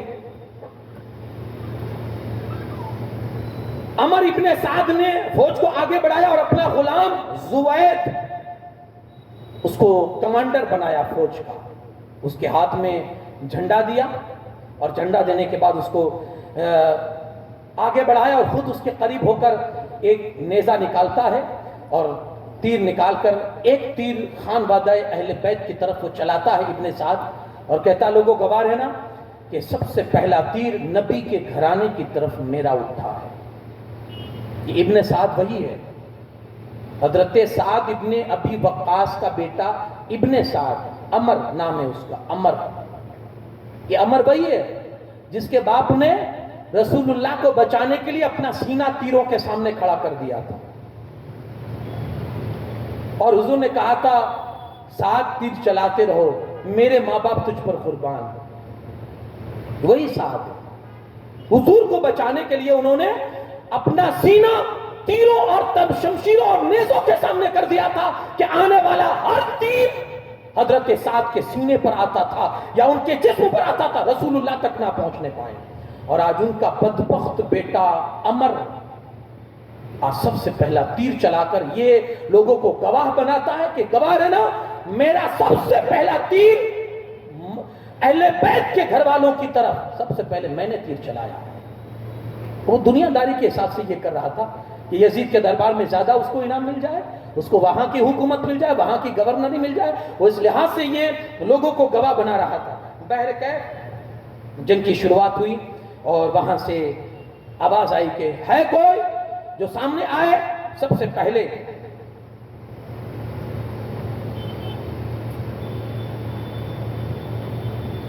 یسار اور سالم جو زیاد اور ابن زیاد کے آزاد کردہ غلام تھے وہ کوفیوں کی طرف سے، یزیدیوں کی طرف سے لڑنے کے لیے آئے اور ان کے مقابلے کے لیے امام پاک کے دو جانثار حبیب بن مظاہر اور برید بن حزیر یہ اٹھ کھڑے ہوئے، مگر امام نے ان کو روک دیا کہ تم ابھی بیٹھ جاؤ. یہ دیکھ کر حضرت عبداللہ ابن عمیر کلبی جو اپنی بیوی کے ساتھ کربلا کے میدان میں امام کی مدد کے لیے آ گئے تھے، بیوی کے ساتھ امام کی اجازت لے کر وہ نکل چڑھے اور لڑائی انہوں نے شروع کی. لڑتے لڑتے کئیوں کو انہوں نے واصل جہنم بھی کیا. ایک ظالم نے تیر ایسا چلایا کہ آپ کی انگلیاں کٹ گئی. پیاس کی شدت لگی آپ کو، یا آپ نے دیکھا کہ خیمے کے اندر سے آپ کو لڑتا ہوا دیکھ کر آپ کی بیوی کو جوش آیا تو اس نے ایک لکڑی اٹھائی خیمے کے اندر سے اور وہ بھی میدان میں آ گئی اس جذبے میں کہ میں بھی اپنے شوہر کے ساتھ لڑ کے امام علی مقام کے جانثاروں میں اپنا نام درج کروا دوں. اس شوق سے حضرت عبداللہ نے کلبی نے جیسے ہی اپنی بیوی کو دیکھا وہ گھوڑا پلکا کر آئے اور اپنی بیوی سے کہتے تو کیوں آئی ہے، تو نکل، تو چلی جا خیمے کے اندر واپس، تو کیوں آئی؟ کہا نہیں، جیوں گی بھی تو ساتھ میں اور مروں گی بھی تو ساتھ میں. نہیں مان رہی تھی. بہت سمجھایا حضرت عبداللہ، بہت سمجھا رہے تھے، نہیں مانی. پھر دیکھا کہ دشمن پھر سے وار کرنے کے لیے آ رہا ہے، آپ نے پھر دشمن کا مقابلہ کیا. بیوی بھی ساتھ میں آگے بڑھ رہی ہے. امام علی مقام حضرت امام حسین رضی اللہ تعالیٰ کی نظر جب اس خاتون پر پڑی تو آپ نے زور کی آواز لگائی اور کہا اے خاتون، ہمارا اسلام عورتوں کو جہاد کرنے کی یا جنگ میں جانے کی اجازت نہیں دیتا ہے، پلٹ آؤ خیمے میں. جیسے امام کی آواز آئی تو وہ خاتون چپکے سے سر جھکا کر خیمے میں واپس پلٹ آئی اور اس کا وہ شوہر نامدار وہ جاتا ہے اور جانے کے بعد اپنی جان آخری کے سپرد کر کے ہمیشہ کے لیے جام شہادت نوش کر کے میٹھی نیند سو جاتا ہے. انا للہ و انا الیہ راجعون. یہ پہلا کربلا کی اس میں تاریخ میں جب شروع ہوئی تھی جنگ کربلا تو اس میں حضرت عبداللہ بن عمیر کلبی گئے اور شہادت کا جام نوش فرما کر واپس آ گئے. اس کے بعد آگے بڑھتے رہیے. حضرت عبداللہ کی شہادت کے بعد دشمنوں میں سے ایک شخص گھوڑا دوڑاتے ہوئے سامنے آیا جس کا نام تھا مالک بن عروہ. اس نے دیکھا کہ امام حسین کے جو خیمے ہیں اس کے پیچھے آگ ہے، چونکہ آپ نے گڈھے کھود کے آگ لگوا دی تھی. تو اس نے ایک تنزیہ جملہ استعمال کیا، ٹپڑی کرتے ہوئے تنزیہ جملہ، اے حسین دوزخ میں جانے سے پہلے آگ یہاں جلا لے. معاذ اللہ، استغفر اللہ. امام کے دل پر اس جملے کا ایسا گہرا اثر پڑا کہ امام غمگین ہو گئے اور فرمانے لگتے تو کیا کہتا ہے، میں نواسہ رسول دوزخ میں جاؤں گا؟ آپ کا ایک عاشق کھڑا ہوا، حضور اس کو جواب دینے دیا جائے، میں جاتا ہوں جواب دے. تو آپ نے کہا نہیں، رک جاؤ. ہاتھ اٹھا دیے، مولا میری طرف سے اس کا جواب تو عطا فرما.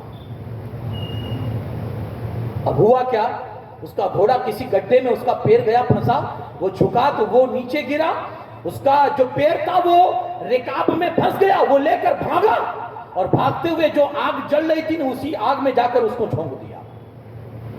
اور جیتے جی اللہ پاک نے دوزخ کی آگ سے پہلے اس کو آگ دکھا دی جو امام علی مقام کو سنا رہا تھا. یہ یعنی کرامت بھی دکھا رہے امام حسین کربلا کے میدان میں، کرامت بھی دکھا رہے. یہ کیوں دکھا رہے؟ تاکہ دنیا والوں کو احساس ہو جائے کہ میں کرامت کے بل بوتے پر بھی کربلا کی جنگ سر کر سکتا تھا، مگر یہ رہتی دنیا تک کے لیے ایک سبق چھوڑ کے جانا تھا.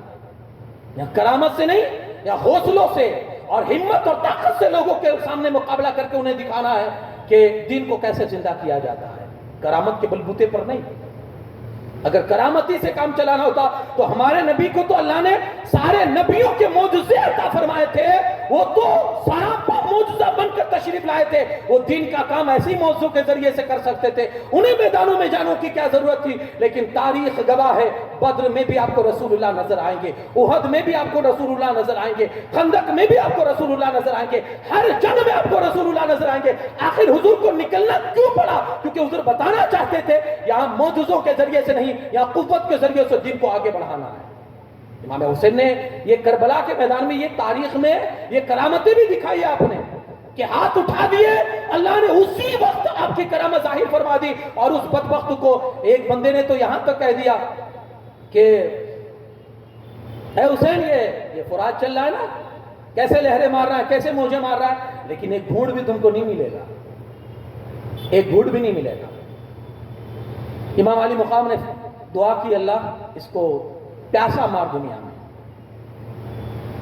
اسی وقت اس کو حاجت ہوئی، ٹوائلٹ کی ضرورت محسوس ہوئی، گیا ندی کنارے ٹوائلٹ کرنے کے بیٹھا ایک کالا بچھو غیبی آیا اور اس کی نجاست کی جگہ پر اس نے شرمگاہ پر ایسا ڈنک مارا کہ تڑپ تڑپ کے وہیں پیاسا مر گیا. کرامت بھی دکھا سکتے، لیکن یہ معاملات آپ نے نہیں کیے، بلکہ آپ نے کربلا کے میدان میں قوت کے ساتھ مقابلہ کر کے اپنی طاقتوں کے ذریعے سے تلواریں چلا کر، نیزے چلا کر، اپنے آپ کو اس میں ڈال کر، اپنی آل اولاد کو اس میں لا کر کھڑا کر کے بتا دیا دین ایسے زندہ کیا جاتا ہے، اتہاس ایسے رچے جاتے ہیں، انقلاب ایسے برپا کیے جاتے ہیں. اور انقلاب میں قربانی انقلاب ضرور مانگتا ہے، تبھی انقلاب آتا ہے. اب کوفی لشکر میں سے یزید بن میقل نکلا، امام علی مقام کی طرف سے بریر بن حزیر نے آگے بڑھ کر ایسی ضرب لگائی کہ اس کے دماغ کو کاٹتی ہوئی نیچے گئی اور گھوڑے سے نیچے گرتا ہے اور وہ واسیل جہنم ہو جاتا ہے. یکے بعد دیگرے امام پاک کے جو جانثار ہے وہ میدان میں آ رہے ہیں اور شہادت کا جام نوش فرما کر میدان سے ان کے لاشوں کو سائیڈ میں کیا جاتا ہے اور لاشوں کو لا کر سائیڈ میں رکھا جاتا ہے. اس کے بعد ایک کے بعد دیگرے آتے رہے اور امام علی مقام کے نام پر اپنی جان کو قربان کرتے رہے. جب ظہر کا وقت ہو گیا، امام علی مقام نے لوگوں سے کہا کہ ان سے کہا جائے کہ جنگ تھوڑی دیر کے لیے بند کر دی جائے تاکہ ہم ظہر کی نماز پڑھ لیں. ایک وقت نے کہا کہ حسین تم کیا سمجھتے ہو کہ تمہاری نماز قبول ہوگی؟ امام علی مقام فرمانے لگے بدبخت تو کیا سمجھتا ہے کہ تیری قبول ہوگی اور نواسہ رسول کی قبول نہیں ہوگی؟ تو کیا سمجھتا ہے تیری قبول ہوگی اور میری قبول نہیں ہوگی؟ یہ سن کر جیسے ہی اس نے حضرت امام علی مقام نے یہ جملہ بولا، یہ سن کر وہ ایسا آگ بگولا ہو گیا کہ اس نے حبیب پر حملہ کر دیا۔ حبیب نے اپنے آپ کو بچا لیا اور جھپٹ کر اس کے گھوڑے کے منہ پر تلوار کا ایسا وار کیا کہ وہ آگے دونوں پاؤں اٹھا کر کھڑا ہو گیا، گھوڑا وہ زمین پر گر گیا، لیکن جب تک آپ اس پر تلوار چلاتے اس کے جو ساتھی تھے انہوں نے آ کر اس کو بچا لیا اور اس کو گھسیٹ کر لے گئے۔ حضرت حبیب جو امام علی مقام کی طرف سے گئے تھے، حبیب بن مظاہر، ان کے اوپر ایسا وار کیا کہ آپ گھوڑے کے نیچے گر گئے اور پھر ان کو شہید کر دیا گیا۔ حبیب کی شہادت کے بعد امام علی مقام رضی اللہ تعالیٰ عنہ کو ان کی شہادت کا دل پر اتنا زبردست اثر ہوا، اللہ اکبر۔ پھر فرمایا کہ میں نے اپنی اور اپنے ساتھیوں کی جان کو اللہ پاک کے حوالے کیا، اس کے سپرد کیا۔ حر نے جب امام پاک کو رنجیدہ دیکھا کہ حضرت حبیب بن مظاہر کے انتقال کرنے کے بعد، شہادت کے بعد امام پاک کا چہرہ بالکل غمگین ہو چکا ہے، تو اب حر میدان میں آ جاتے ہیں اور کہتے ہیں کہ حضور اب مجھے اجازت دیجئے، یہاں تک کہ وہ میدان میں جاتے ہیں۔ اور پھر حر وہ تھے کہ جو ہزاروں کے مقابلے میں تنہا کھڑے ہونے میں وہ جھجک محسوس نہیں کرتے تھے۔ آج ان کو جوہر دکھانا ہے اور انہیں اپنی جواں مردی اور بہادری کے جوہر دکھانے ہیں، گئے۔ اور پھر تاریخ میں آپ پڑھیں گے کہ بندے نے ایسی بہادری کے جوہر دکھا کر اپنی جان امام علی مقام کے قدموں پر نچھاور کر دی اور ہمیشہ ہمیش کی نیند سو گئے۔ کسی کہنے والے نے کہا ہے کربلا والوں نے روشن کر دیا اسلام کو، شمع گل ہوتی گئی اور روشنی بڑھتی گئی، شمع گل ہوتی گئی اور روشنی بڑھتی گئی۔ اب آپ دیکھیں گے کہ جتنے جانثار امام علی مقام کے ساتھ جو مدینہ سے اور مکہ کے راستے سے جو چلے تھے، وہ جب تک شہید نہیں ہو گئے کسی نے امام علی مقام کے گھر والوں میں سے کسی بھی فرد کو آگے نہیں بڑھنے دیا، بلکہ ایک تیر بھی ان کو چبھنے نہیں دیا، ایک تیر بھی، چاہے پھر مولا علی کے بیٹے ہوں، چاہے امام حسین کے بیٹے ہوں، امام حسن کے بیٹے ہوں، چاہے حضرت امام مسلم کے بیٹے ہوں یا بھائی ہوں، جب تک وہ جانثاروں میں نے آپ کو نام گنوائے، حبیب بن مظاہر ہے، مسلم بن اوسجہ اسدی ہے، حور ابن یزید ہے، حضرت بریر بن حزیر ہے، یعنی حضرت عبداللہ ابن قلبی ہے، جتنے جانثار تھے جب تک ان کے جانوں میں جان تھی امام علی مقام کے گھر کا کوئی فرد انہوں نے باہر نہیں نکلنے دیا۔ حضور پہلے ہمارا خون بہے گا، اس کے بعد ہم اپنی نظروں کے سامنے آپ کا خون دیکھنا پسند نہیں فرماتے۔ اب جب سارے جانثار ایک کے بعد دیگرے شہید ہو گئے، اب گھر والے بچے ہیں۔ حضرت امام مسلم کی جو اولاد تھی اور ان کے جو بھائی تھے وہ اب کھڑے ہو گئے، حضور ہمیں اجازت دی جائے۔ آپ نے فرمایا ایک زخم ابھی تازہ ہے تمہارے والد کا اور تمہارے بھائی کے شہادت کا، اور جو بے دردی کے ساتھ ظالموں نے ان کا جو حشر کیا ہے، اللہ اس کا بدلہ قیامت کے دن ہمارے اور تمہارے درمیان، ان کے درمیان اللہ ضرور بدلہ لے گا۔ بھیا ابھی وہ زخم تازہ ہی ہے اور تم آ کر سامنے کھڑے ہو گئے اور میں کیسے اجازت دوں تم کو؟ انہوں نے کہا حضور اب زندگی ان کے بعد کیا ہے، ان کا انتقام لیں گے اور ہم بھی انہی راستے پر چلے جائیں گے، بس آپ اجازت دیجیے۔ امام علی مقام رضی اللہ تعالیٰ عنہ نے ان کو اجازت دی، ان کا جب شوق دیکھا، شوق شہادت دیکھا تو آپ نے اجازت دی۔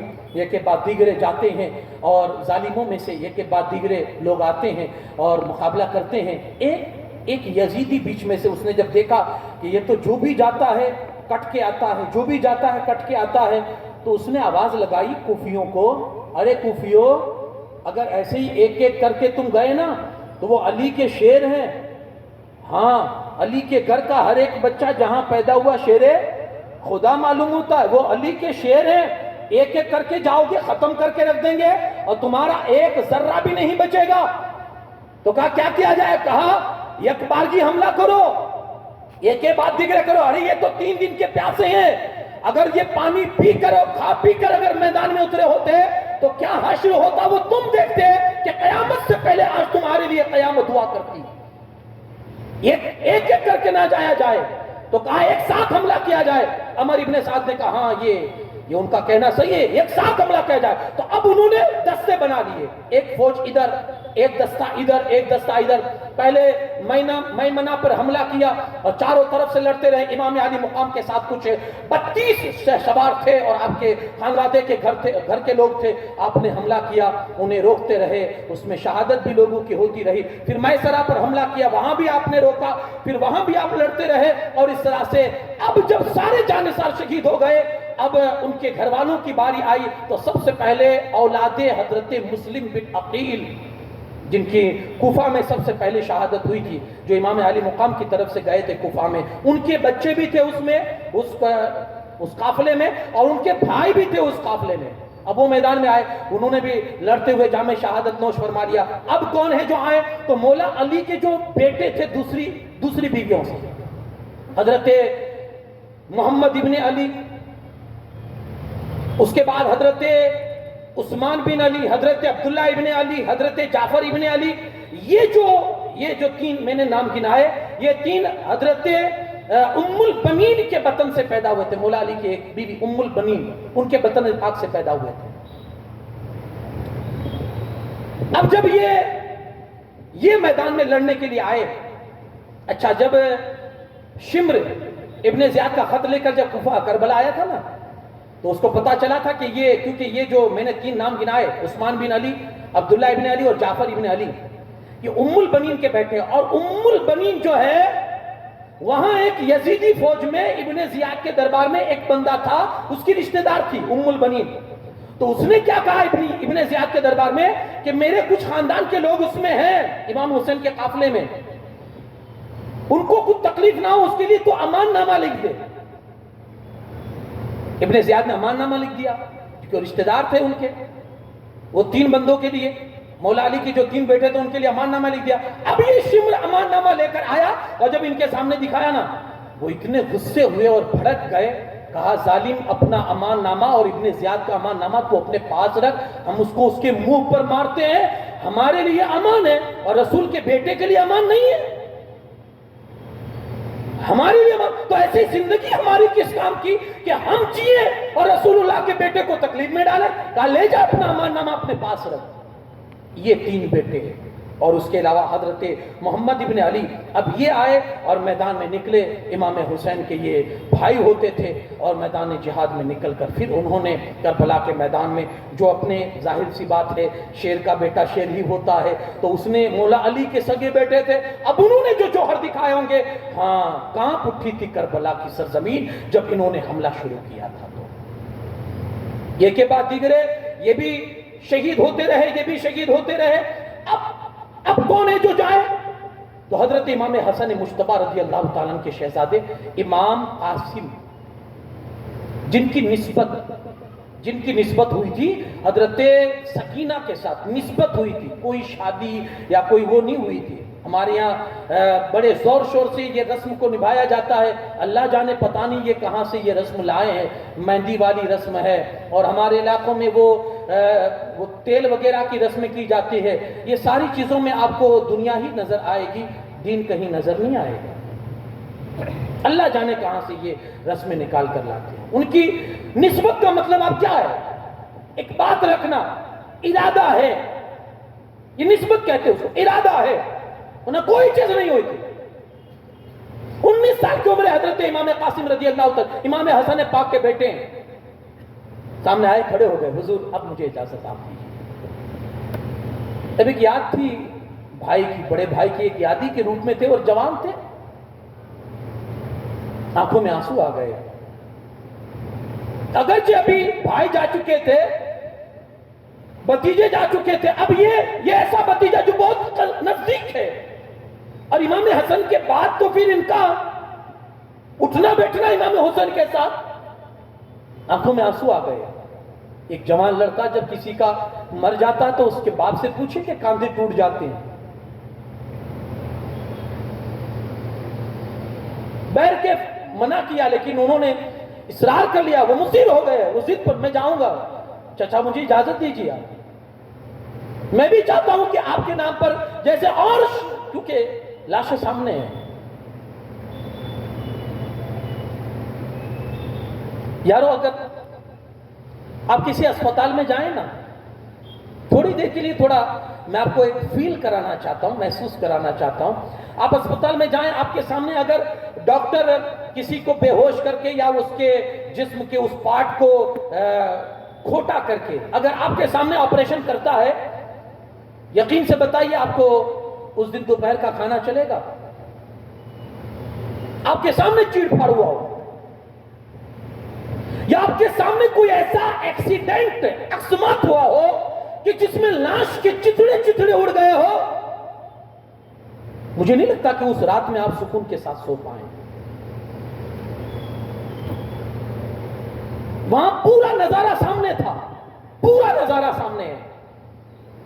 کہیں حضرت محمد ابن علی کی لاش اقدس ہے، کہیں حضرت عثمان بن علی کی لاش ہے، کہیں حضرت عمر بن علی کی لاش ہے، کہیں اولاد مسلم ابن عقیل کی لاشیں پڑی ہوئی ہیں، ان کے بھائیوں کی لاشیں ہیں، کئی جانوسانی کی لاشیں ہیں۔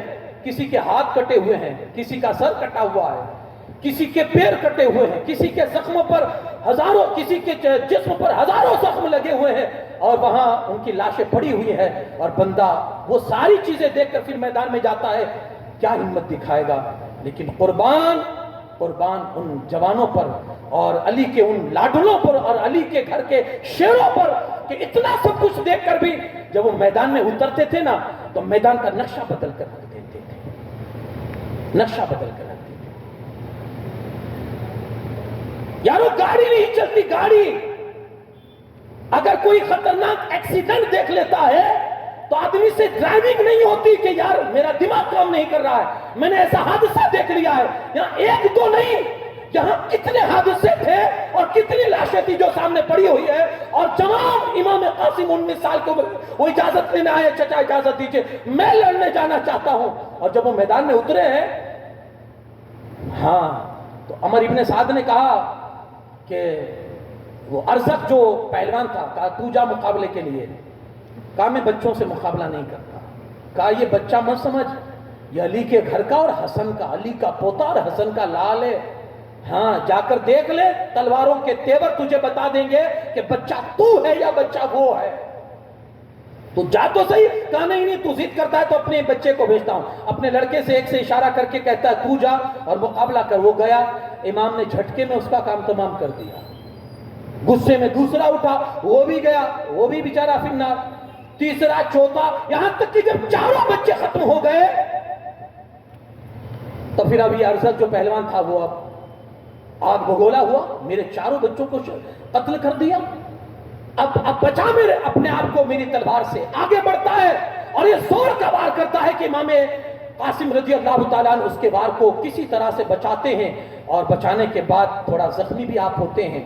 اس نے دیکھا کہ امام کے پاس جو تلوار تھی نا اس کے بیٹے کی تھی، امام قاسم نے چونکہ اس کے بیٹے کے مرنے کے بعد آپ نے اٹھا لی تھی، کہا یہ تلوار تو میرے بیٹے کی ہے، یہ تلوار تو میرے بیٹے کی ہے، کہا ہاں، آپ نے مسکراتے ہوئے کہا تیرا بیٹا دے کر گیا ہے اور یہ کہہ کر گیا ہے کہ ہمارے پیچھے ہمارے باپ کو بھی بھیج دینا، کہا اسی لیے میں نے رکھی ہے تلوار۔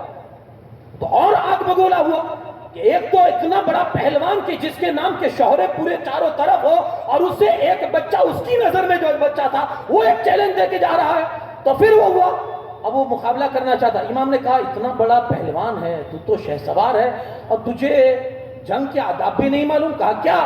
کہا تیرے گھوڑے کی سین بھی صحیح نہیں ہے۔ اس نے جیسے ہی جھک کر دیکھا امام نے ایسا وار کیا، اس پر تلوار چلائی کہ اس کے 2 ٹکڑے ہوئے، زمین پر کیا اور وہ بھی پھر آواز آئی کہ ایسے نہیں، مل کر مقابلہ کرو۔ چاروں طرف سے جب تیرے اور برچھیاں اور نیزے کی جب برسات ہوئی، امام زخمی ہوئے، پیاس لگی، چچا کے پاس گئے، یا اماں الاتش پانی دو، کہا بیٹا نبی پاک صلی اللہ علیہ وسلم تمہارے نانا جاؤ حوض کوثر کو تمہارا انتظار کر رہے، وہی تمہیں ہمیشہ کے لیے پانی پلائیں گے کہ جس کے بعد تمہیں کبھی پیاس نہیں لگے گی۔ حضرت قاسم کو تسلی دیتے ہیں، واپس جاتے ہیں میدان جنگ میں اور جا کر شہادت کا جام نوش فرما لیتے ہیں۔ انا للہ و انا الیہ راجعون، اس طرح سے حضرت قاسم کی بھی شہادت ہو جاتی ہے۔ اب بچا کون ہے جو میدان کربلا میں جائے؟ بھائی، بھتیجے، بھانجے، سبھی تو ایک کے بعد دیگرے شہادت کا جام نوش کر گئے۔ حضرت عباس علم بردار آگے آتے ہیں، بھائی بہت ساری تکلیفیں دیکھی اور بہت ساری مصیبتوں کا سامنا آج ہوا ہے، لیکن بچوں کی پیاس نہیں دیکھی جاتی، بچوں کی پیاس نہیں دیکھی جاتی۔ ہمارا بچہ صرف پانی مانگتا ہے نا، اور ہماری بیوی اگر اس کو دینے میں تھوڑی سی تاخیر کر دیتی ہے نا تو ہمارا پارا آسمان پر پہنچ جاتا ہے، پتہ نہیں چلتا اس کو پانی کی پیاس لگی ہے۔ ہم 3 گھنٹے اپنے بچے کو پیاسا نہیں رہنے دیتے، اس لیے جب وہ اسکول جاتا ہے نا تو اس اسکول والے بیگ میں بھی ہم پانی بھر کے دیتے، میرا بیٹا پیاسا نہیں رہنا چاہیے۔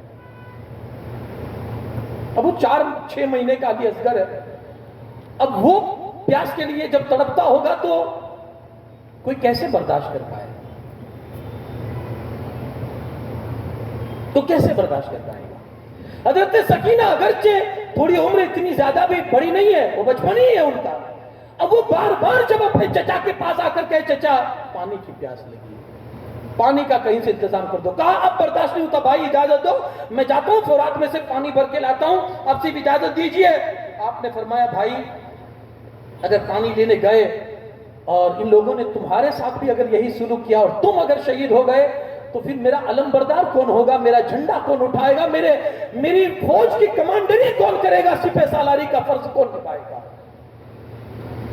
آپ نے کہا بھائی سب باتیں صحیح ہے لیکن اب بچوں کی پیاس نہیں دیکھی جاتی۔ امام نے اجازت دی، مشکیزہ اٹھاتے ہیں اور اتنی تیزی کے ساتھ آپ فرات کا رخ کرتے ہیں کہ آنکھ جھپکتے ہی اتنی تیزی کے ساتھ وہ گئے تھے کہ ظالم اس وقت تو قابو نہ پا سکے، آپ نے سمندر میں دریا میں اپنا گھوڑا ڈالا اور مشکیزہ پانی کا بھرا، اور بھرنے کے بعد پھر سے گھوڑے پر سوار ہو کر، خود پانی نہیں پیتے ہیں، گھوڑے پر سوار ہو کر پھر سے جیسے پلٹنا چاہتے تھے، یزیدی فوج میں سے ایک آواز گونجتی ہے، خبردار یہ پانی خیمہ حسین تک نہیں پہنچنا چاہیے ورنہ تم میں سے کوئی ایک بھی نہیں بچ پائے گا۔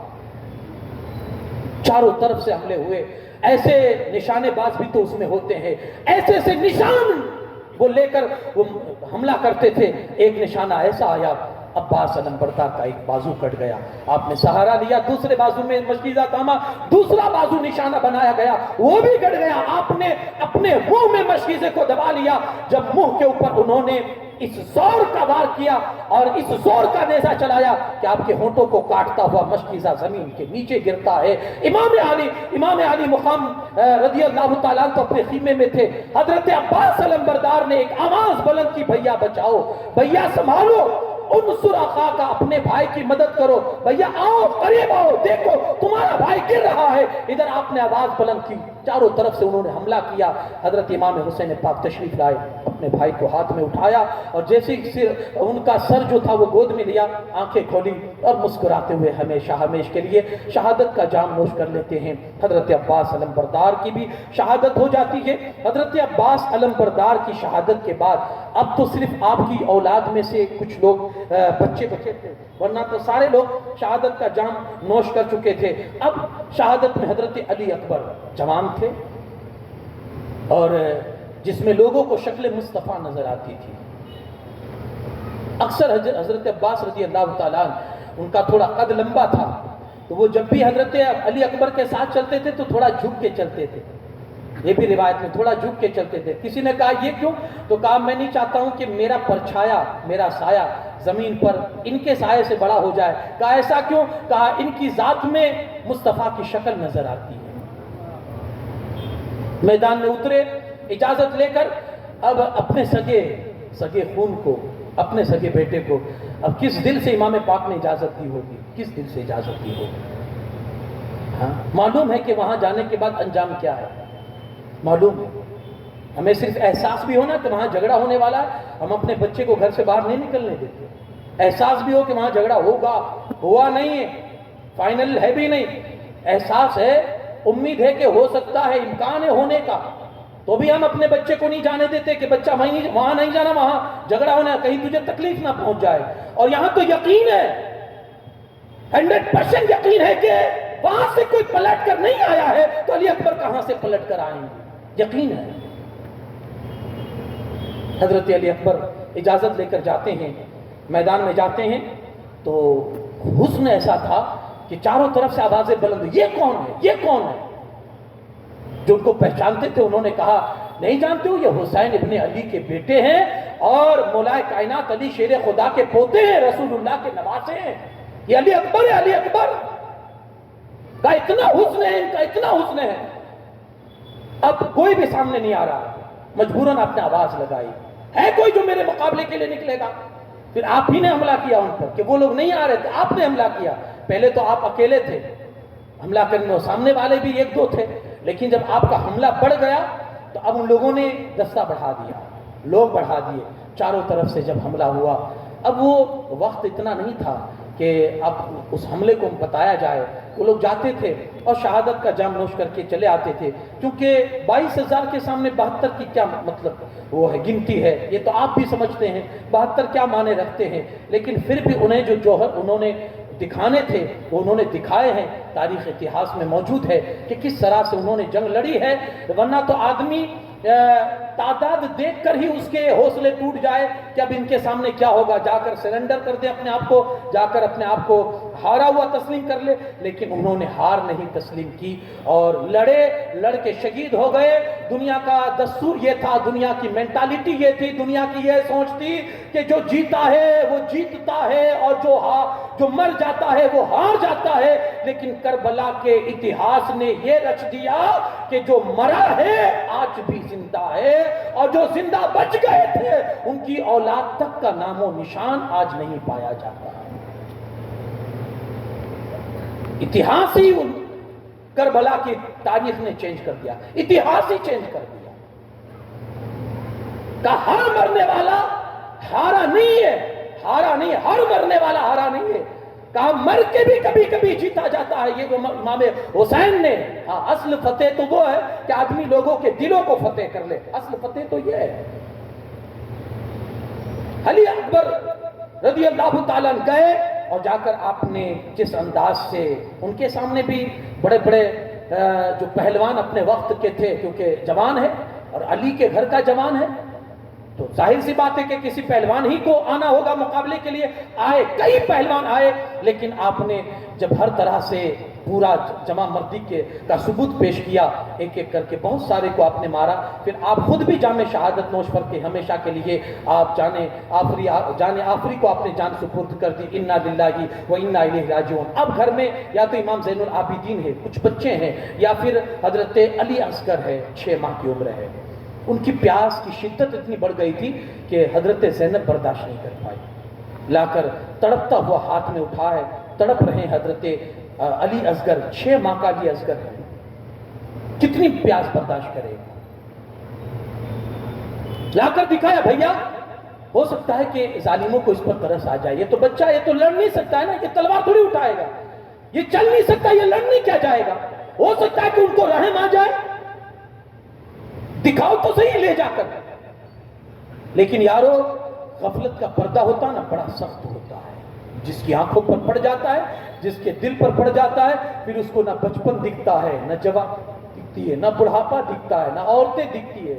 آپ نے سنا ہوگا عورتوں کے ساتھ بھی انہوں نے زیادتی کی تھی، بدتمیزیاں کی تھی، نبی کے گھر والی، نبی کے گھر کی عورتوں کے ساتھ بھی انہوں نے زیادتیاں کی ہے۔ جنگ کے بعد پردہ جو غفلت کا پڑا ہوا تھا، اللہ نے مہر مار دی تھی، انہیں کچھ نظر ہی نہیں آتا تھا سوائے دنیا کے، اور وہ یہی سب کو سمجھتے تھے کہ یہی ہمارے لیے سب کچھ ہے۔ علی اصغر کو لیا، امام نے بھی سوچا کہ ہاں ہو سکتا ہے کہ بچہ دیکھ کر ان کو ترس آ جائے، کیونکہ بچوں پر تو کوئی ظلم نہیں کرتا نا۔ لے گئے اور جا کر بڑے اطمینان سے اور بڑی سنجیدگی سے آپ نے ان سے بات کی، لوگوں دیکھو یہ میرا 6 ماہ کا بچہ ہے، یہ تم سے لڑنے نہیں آئے گا، یہ نہیں نکلے گا، اگر تم انہیں پانی کی ایک بوند بھی اگر دے دیتے ہو، اس میں اتنی طاقت نہیں ہوگی کہ یہ نیزہ بھی چلا سکے، تمہارے لیے نیزہ اٹھا سکے، اسے تو پانی پلا دو۔ ہرملا ظالم کا ایک ایسا تیر آتا ہے جو علی اصغر کے حلقوں کو چھید کرتا ہوا امام کے بازو میں پیوست ہو جاتا ہے، ایک خون کا فوارہ آسمان کی طرف بلند ہوتا ہے، امام کی ایک آہ نکلتی ہے، آسمان کی طرف سر اٹھا کر امام کہتے ہیں، اے اللہ اس کی بھی قربانی منظور تھی تو لے، حسین نے اس کو بھی تیری بارگاہ میں دے دیا۔ وہ بھی شہید ہو گئے۔ اب کوئی گھر میں نہیں تھا، امام زین العابدین، ان کی بھی جوانی کا عالم تھا اس وقت، تقریباً 20 یا 22 سال کی عمر بتائی جاتی ہے ان کی، جب کربلا میں آپ تشریف لے گئے تھے، 20-22 سال کی عمر ہے، کھڑے ہونے کی طاقت کرتے، لیکن بیماری نے اتنا کمزور کر دیا ہے کہ پیروں میں اٹھنے کی طاقت نہیں ہے، بار بار اٹھتے گرتے ہیں، اٹھتے گرتے ہیں، اور جب اٹھ نہیں سکے نا تو بیٹھے بیٹھے بابا سے کہتے، بابا اب میں جاؤں گا، حوصلہ تو دیکھیے، بابا اب میں جاؤں گا، اب کوئی نہیں بجا، میں جاؤں گا، کہا نہیں بیٹا، تو میرے میری نسل کا وارث ہوگا تو تجھ سے میری نسل چلے گی، تو چلا جائے گا میری نسل کس سے چلے گی؟ یہ بھی ایک امام کی کرامت تھی، ورنہ سارے لوگوں کو مار دیا یزید نے، اب یہ بچے کو کیوں چھوڑے گئے؟ جب بچوں کو نہیں چھوڑا تو جوان کو کیسے چھوڑے گا وہ؟ تو ان کا مرنا تو یقینی، حالات کے اعتبار سے تو یقینی تھا کہ یہ بھی مار دیے جائیں گے، لیکن نہیں، میرے امام کا جملہ تھا، بیٹا تجھ سے تو میری نسل چلے گی۔ ہزار کوششیں کر لی ابن زیاد نے اور یزید نے، لیکن امام زین العابدین کو نہیں، کچھ نہیں بگاڑ سکے، ان کا نہیں مار سکے ان کو، کیونکہ میرے امام کی زبان سے نکل گیا تھا، بیٹا تجھ سے نسل امام چلے گی۔ اٹھ رہے نہیں اٹھ پا رہے، بہت مشکل سے حضرت امام حسین نے ان کو سہارا دیا اور ان کو سمجھایا، بیٹا تو رہے گا یہی۔ بیماری نے اتنا لاغر کر دیا تھا، کمزور کر دیا تھا کہ باپ کے ہاتھ مجبور ہو گئے، بیٹھے رہے۔ امام نے اب اپنے گھر والوں کو بٹھایا اور بٹھانے کے بعد سنجیدگی کے ساتھ آپ نے ان کو سمجھایا، دیکھو میں خود اب جا رہا ہوں، جب اتنا کہا نا تو خیمے میں آہ نکلی سکتی،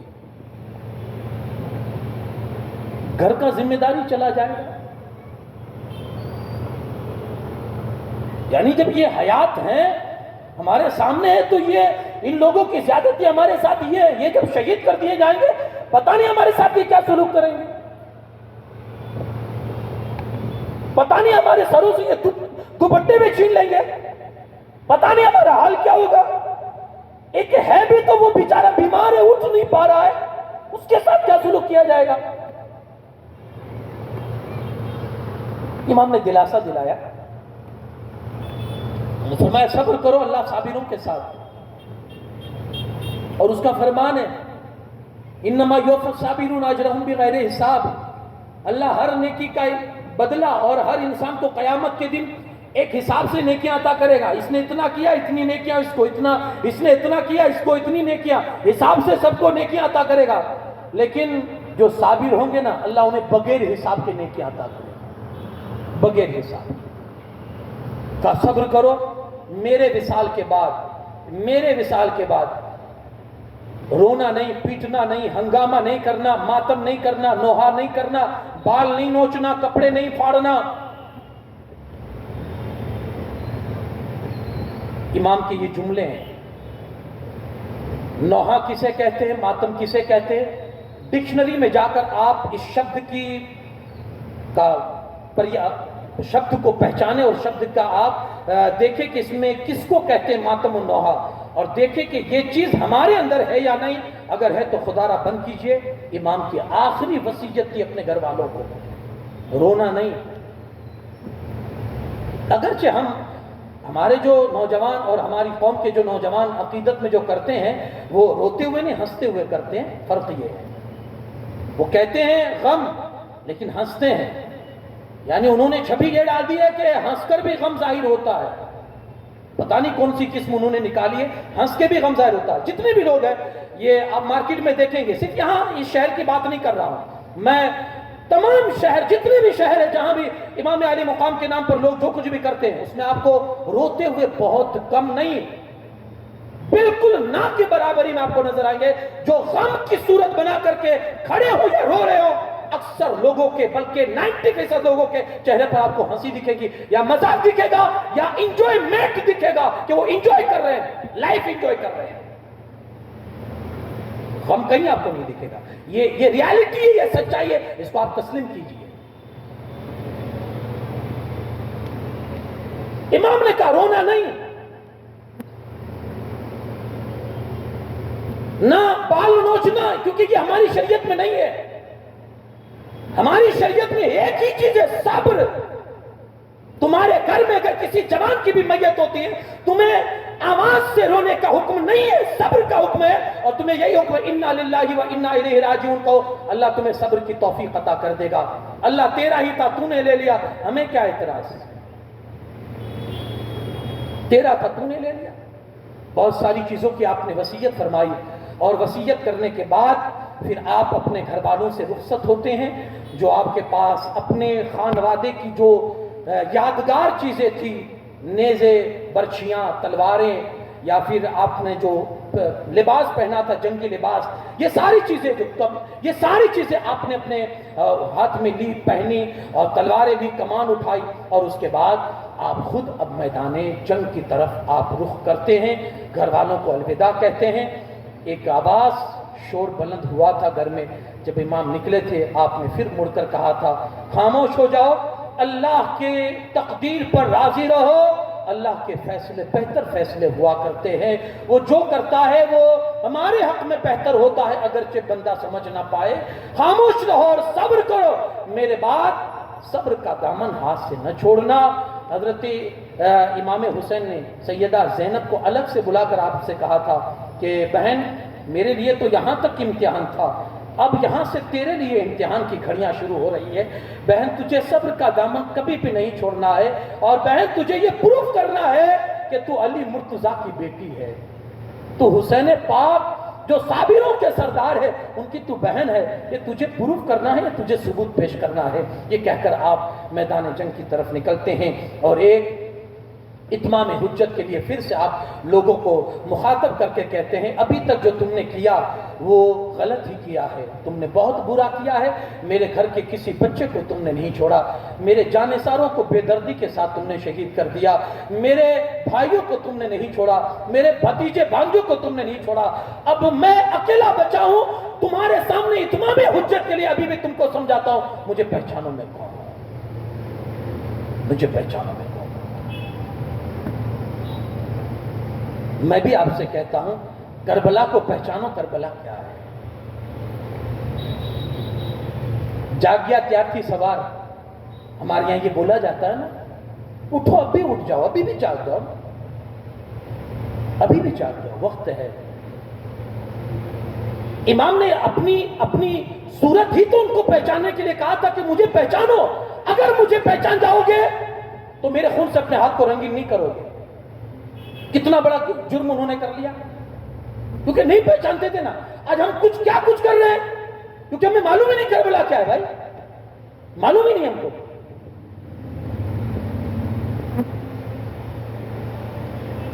کربلا اصلیت کس کو ہے اور کربلا میں ہوا کیا ہے، یہی تو ہم نہیں جانتے، اور ہمیں کیا کرنا ہے۔ دیکھیں ایک بیٹا آپ کے دو بیٹے ہیں، اور آپ کا ایک بہت بڑا بزنس ہے جو آپ چلا رہے ہیں۔ ایک بیٹا جو آپ کا ہے وہ آپ کے ساتھ صبح جلدی اٹھ جاتا ہے اور آپ کے کاروبار میں، آپ کے بزنس میں آپ کا سپورٹ کرتا ہے، وہ کہیں کھوٹے دعوے نہیں کرتا، بس آپ کا سپورٹ کرتا ہے، لیٹ نائٹ تک آپ کے یہاں کام کرتا ہے، اوور ڈیوٹی بھی نبھاتا ہے، اور جیسے آپ کے بزنس کو اور ترقی ملے اس کے لیے رات دن ایک کر دیتا ہے۔ ایک بیٹا یہ ہے، اور ایک بیٹا جو صرف گھر پہ بیٹھے روٹیاں توڑتا ہے اور صرف نعرے لگاتا ہے، میں تو یہ کر ڈالوں گا، میں یہ 2 مالے اس کو میں 3 منزلہ بنا دوں گا، 4 منزلہ، فلاں جگہ میں زمین خریدوں گا، وہاں اپنے باپ کے لیے کروں گا، فلاں جگہ کمپنی کھڑی کروں گا، صرف روٹیاں گھر کی توڑتا ہے۔ صبح 12 بجے اٹھتا ہے، اس کی صبح 12 بجے ہوتی ہے، اور رات میں پوری رات جاگ کے گاؤں کی گلیاں گنتا ہے، اور صرف دعوے، ہر کسی کو میں یہ کر ڈالوں گا، میں اپنے باپ کے لیے یہ کر دوں گا۔ اب میں فیصلہ آپ کے ہاتھ میں چھوڑتا ہوں، اس میں لائق بیٹا کون ہے اور نالائق بیٹا کون ہے؟ آپ کس کو قبول کریں گے؟ وہ جو آپ کا بازو بنا ہے، جو آپ کی تجارت کو آگے بڑھا رہا ہے، جو آپ کے بزنس کو آگے بڑھا رہا ہے، رات دن آپ کے ساتھ کھڑا ہے، وہ آپ کا زیادہ لائق ہے، یا یہ نالائق جو آپ کے گھر کی روٹیاں توڑ رہا ہے، ہاں، اور لقموں پر لقمے کھا رہا ہے، اور اسے آپ کے کاروبار کا کوئی احساس نہیں ہے، آپ کے مشن کا کوئی احساس نہیں ہے؟ نالائق یہ ہے یا وہ ہے، اور آپ کس کو پسند کریں گے؟ بس یہ چیز سمجھ کر یہ ایک مثال کے ذریعے میں آپ کو کربلا سمجھانا چاہتا ہوں۔ ایک وہ عاشق ہے جو امام پاک کا جو مشن تھا کہ فاسقوں کے ہاتھ پر کبھی ہاتھ نہیں دیں گے، ظالموں کے ساتھ کھڑے نہیں ہوں گے، یہاں ظالم کے ساتھ کھڑے ہیں اور نعرہ لگا رہے ہیں یا حسین، شرابیوں کے ساتھ کھڑے ہیں، شرابیوں سے دوستی ہے، شرابیوں کے ساتھ اٹھک بیٹھک ہے اور نعرہ لگا رہے ہیں یا حسین۔ یہ کس کے ساتھ غداری ہے اور کس کی آنکھ میں آپ دھول جھونک رہے ہیں؟ کیا انہیں معلوم نہیں ہے؟ کیا وہ نہیں جانتے؟ کیا وہ نہیں دیکھ رہے ہمیں کہ یہ بندہ میرے لیے، یہ میرے نام پر یہ میرے لیے کیا کر رہا ہے؟ اور ایک بندہ ہے جو شرابیوں سے نفرت کرتا ہے، کیونکہ امام شرابیوں کے خلاف کھڑے ہوئے تھے، امام یزیدی کردار کے خلاف کھڑے ہوئے تھے، امام شریعت کے ساتھ مذاق اڑانے والے کے ساتھ کھڑے ہوئے تھے. آپ کو معلوم ہے کیا کر رہا تھا؟ اس کی بھاشا کیا تھی؟ وہ قرآن کو تبدیل کرنے کی بات کر رہا تھا. وہ شریعت کا مذاق اڑا رہا تھا. اب اگر ہمارے بیچ کوئی ایسا ہے اور شریعت کو مذاق بنا رہا ہے اور ہم اس کا سپورٹ کریں، اس کے ساتھ کریں، تو ہم سے بڑا یزیدی اور کون ہوگا بھائی؟ ہم سے بڑا یزیدی کون ہوگا؟ ایک خطبہ آپ نے ارشاد فرمایا، لوگوں مجھے پہچانو میں کون ہوں. پہچان لوگے تو میرے خون سے اپنے ہاتھ کو رنگین نہیں کرو گے. جو ہوا، لیکن ابھی بھی وقت ہے تمہارے پاس، ابھی بھی آنکھیں کھولو، مجھے پہچانو. نہیں پہچان رہے ہو اس لیے یہ حرکت تم کر رہے ہو اور یہ گناہ کا کام تم کر رہے ہو. پہچانو مجھے میں کون ہوں. ایک ہی آواز، بیعت قبول کرو یا یہ. آپ نے کہا اگر کرنی ہی ہوتی تو بیٹوں کو شہید کرواتا. یہ تو کبھی نہیں ہو سکتا ہے. ایک ظالم کردار کے ہاتھ میں اپنا ہاتھ حسین کا ہاتھ دوں، جن ہاتھوں کو مصطفیٰ نے چوما ہے، جن ہاتھوں کو رسول اللہ بوسے دیتے تھے اور محبت سے چومتے تھے، میرے مصطفیٰ ان ہاتھوں کو میں ایسے ناپاک ہاتھ میں دے دوں، یہ تو ہرگز یہ حسین کبھی گوارا نہیں کر سکتا. تو کافی لڑنے کے لیے تیار ہو جاؤ. امام نے کہا وہ تو پہلے بھی تیار تھا، اب بھی تیار ہوں. میری تقریروں سے یہ نہ سمجھنا کہ میں اپنے آپ کو بچاؤ کرنا چاہتا ہوں، یہ ہرگز نہیں ہے. علی کا لال ہوں، علی کا شیر ہوں. آؤ 56 سال کی عمر ہے، غالباً 56 سال کی عمر ہے. امام عالی مقام جب میدان میں اترے تھے تو ان 22,000 لشکر میں سے کسی کی ہمت نہیں ہوتی تھی. وہ تو کچھ تو مر چکے تھے، لیکن جو بچے تھے ان کی بھی ہمت نہیں ہوتی تھی کہ سامنے کون جائے، کیونکہ علی کے واقعات انہوں نے دیکھے تھے نا. خیبر کا قلعہ بھی دیکھا تھا کہ اسی کا یہ لال ہے اور اسی کا بیٹا ہے. اس کی رگوں میں بھی وہی خون حیدری دوڑ رہا ہے، اس میں بھی فاطمہ کے دودھ کی تاثیر اب بھی موجود ہے. یہ وہ ہے جس کا مقابلہ نہیں کر سکتے زمانہ. یہ وہ ہے. اللہ اکبر. امام عالی مقام گئے ہیں. پھر جو جنگ کا ایک پاسا پلٹا ہے اور آپ نے جو جنگ کے اندر اپنی بہادری کے جو جواہر پیش کیے ہیں تاریخ میں موجود ہے. کتنے لوگوں کو واصل فی النار کرنے کے بعد ایک وقت وہ آتا ہے کہ آپ بھی زخموں سے چور ہو جاتے ہیں، پھر گھر پہ آتے ہیں، گھر والوں کو تسلی دیتے ہیں، اور تسلی دینے کے بعد اب گھر والوں کی پوزیشن کیا ہوگی جب 72 زخم لگ چکے ہیں امام عالی مقام کے جسم پاک پر. کئی نیزوں کے زخم ہیں، کئی تیروں کے زخم ہیں، کئی تلواروں کے زخم ہیں. امام کا پورا جسم پاک زخمی ہو چکا ہے، لیکن پھر بھی امام ہمت کر کے گھر والوں کو دلاسا دیتے ہیں، صبر کی تلقین کرتے ہیں، پھر سے واپس آتے ہیں اور میدان میں لڑتے لڑتے ایک ظالم ایسا تیر یا تلوار چلاتا ہے کہ آپ نیچے گر جاتے ہیں سواری سے. جیسے نیچے گرتے ہیں ایک بندہ آگے بڑھتا ہے اور آگے بڑھنے کے بعد وہ چاہتا ہے کہ امام عالی مقام کے سر انور کو ان کے تن سے جدا کر دے. ابھی اس کا ارادہ یہ تھا کہ سر انور کو جدا کرے، لیکن جیسے قریب ہوا نا، نضر بن خرشہ اس کا نام تھا، جیسے قریب ہوا اور امام عالی مقام کے جسم کی طرف اس نے ایسے ہاتھ بڑھانا چاہا کہ ایسی کپکپی اس کے شریر میں طاری ہوئی کہ وہ جھٹکا لگا کر پیچھے ہٹا اور کہا میری ہمت نہیں ہے کہ ان کے جسم پاک کو میں ہاتھ ٹچ بھی کر سکوں. نہیں، وہ ڈر گیا، پیچھے ہٹ گیا. جب وہ ڈرا تو پھر آگے بڑھا. خولی بن یزید، سنان بن انس اور شبل بن یزید یا شمر خبیث، یہ تینوں نے آگے بڑھے اور امام عالی مقام کا سر انور ان کے تن سے جدا کر دیا. انا للہ و انا الیہ راجعون. کربلا کا یہ آخری شہ سوار امام عالی مقام شہدائے کربلا، سید الشہداء اور شہدائے کربلا کے سردار، ہمیشہ ہمیشہ کے لیے شہادت کا جام نوش فرما کر اب دن ان سو گئے اور اسلام کے لیے وہ کام کر گئے، اسلام کو وہ نئی زندگی بخش گئے کہ جس شاعر نے کہا ہے شاہ ہست حسین بادشاہ ہست حسین، دی نست حسین دی پناہ ہست حسین، سرداد نداد دست در دست یزید، حقا کے بنائے لا الہ ہست حسین. کلمہ توحید ہے تیری شہادت ہے حسین، تو نہ ہوتا تو نہ رہ جاتی صداقت حسین. تیری قربانی نے زندہ کر دیا اسلام کو، وہ رہے گا تا ابد تیری بدولت اے حسین. ملت اسلام کو ملتا ہے ایک درس حیات، کیسے بھولے ہم تیرا یوم شہادت حسین. احتمال آنے کا ہے پھر سے یزیدیت کا دور، پھر جہان نو کو ہے تیری ضرورت حسین. حال میرا کچھ بھی ہو، حال میرا کچھ بھی ہو، میرا عقیدہ ہے یہی، بخشوائے گی مجھے تیری محبت حسین، بخشوائے گی مجھے تیری محبت یہ حسین، اس طرح کر کے امام عالی مقام والا جدہ علیہ السلام کی شہادت ہو جاتی ہے، ایک سناٹا چھا جاتا ہے۔ بلکہ آپ تاریخ پڑھیے تو آپ کو احساس ہو جائے گا، امام علی مقام کی ادھر شہادت ہوئی اور ادھر آپ نے محسوس کیا ہوگا آسمان پر بدلی چھا گئی، اندھیرا ہو گیا، رات نہیں ہوئی تھی لیکن اندھیرا چھا گیا۔ لوگوں نے اس دن کوفہ کے اندر یا کربلا کے اندر، یہاں تک کہ ملک شام کے ذرے ذرے کے اندر، وہاں انہوں نے جس خطے پر بھی زمین سے کسی پتھر کو ہٹایا ہے تو اس پتھر کے نیچے سے تازہ خون ملا ہے، آسمان خون رویا ہے، زمین خون روئی ہے، بلکہ فرشتوں نے بھی رویا ہے اس حسین کی شہادت کو دیکھ کر کہ کیا منظر ہے اس رسول کا کلمہ پڑھنے والے۔ بلکہ ایک سمے تو وہ آیا تھا میدان میں کہ ان ظالموں نے کہا تھا حسین جلدی کرو ہم کو نماز ادا کرنی ہے، حسین جلدی کرو ہم کو نماز ادا کرنی ہے، یعنی لڑنے کے لیے جلدی آؤ ہم کو نماز ادا کرنی ہے۔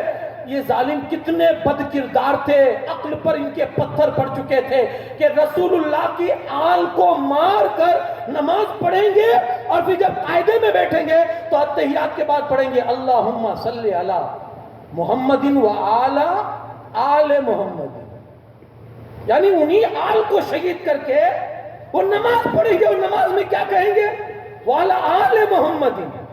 کیسی عقل مر چکی تھی ان کی کہ وہ سوچتے تھے کہ اب ان کو مارنے کے بعد ہماری نمازیں قبول ہوگی۔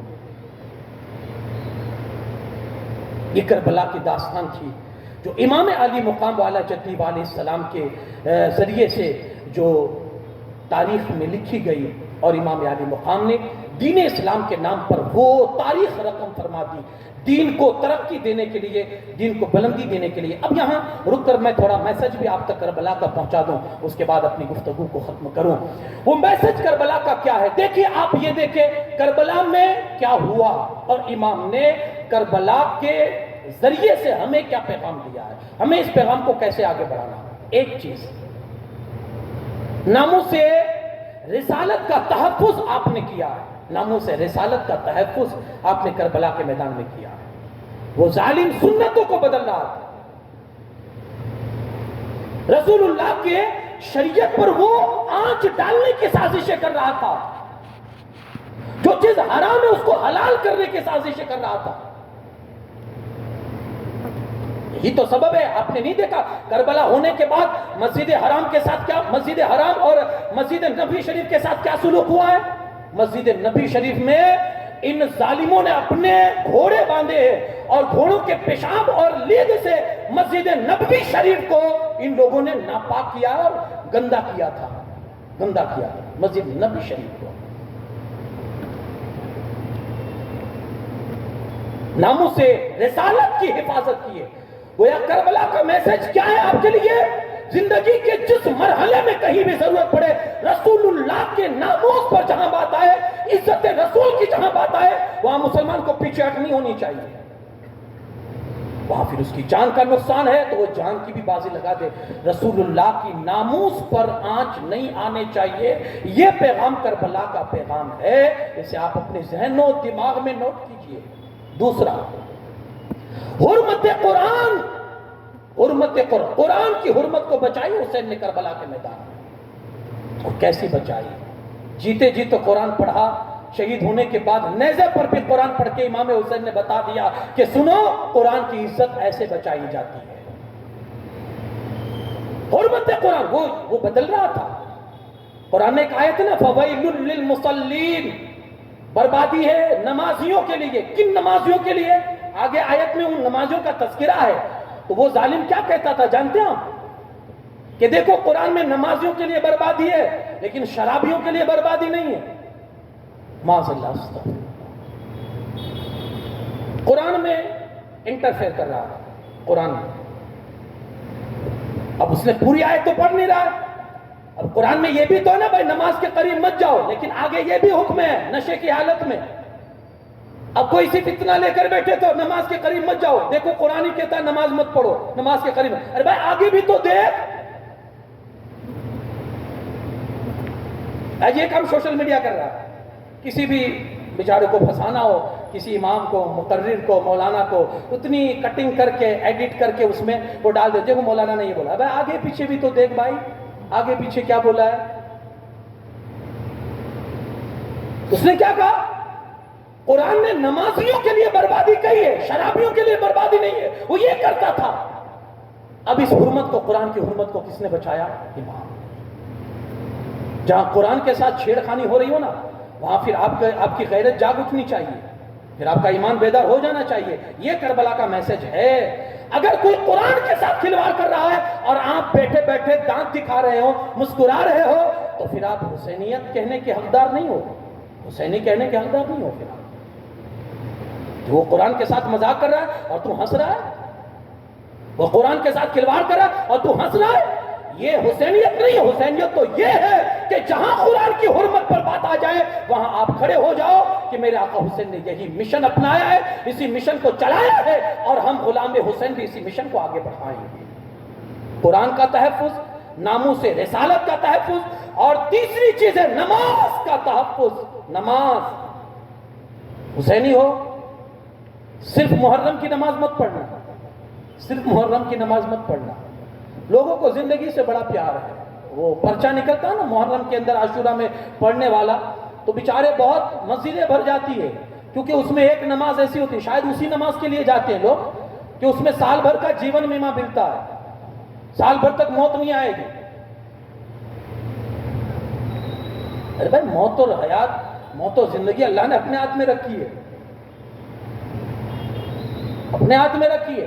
شاید اسی لیے لوگ جاتے ہیں کہ سال بھر تک کی وہ ٹکٹ، وہ ایگریمنٹ ہو جائے سال بھر تک کا کہ مریں گے نہیں، جو چاہے سو کرے، پھر واپس محرم آئے گا تو ایسے تو کوئی مرے ہی نہ. تو لوگ پڑھنے کے لیے جاتے ہیں. تو صرف محرم کی نماز نہیں، ہمیشہ کی نماز پڑھو نا. یہ امام علی مقام کی طرف سے کربلا کا پیغام ہے، کربلا کا درس ہے.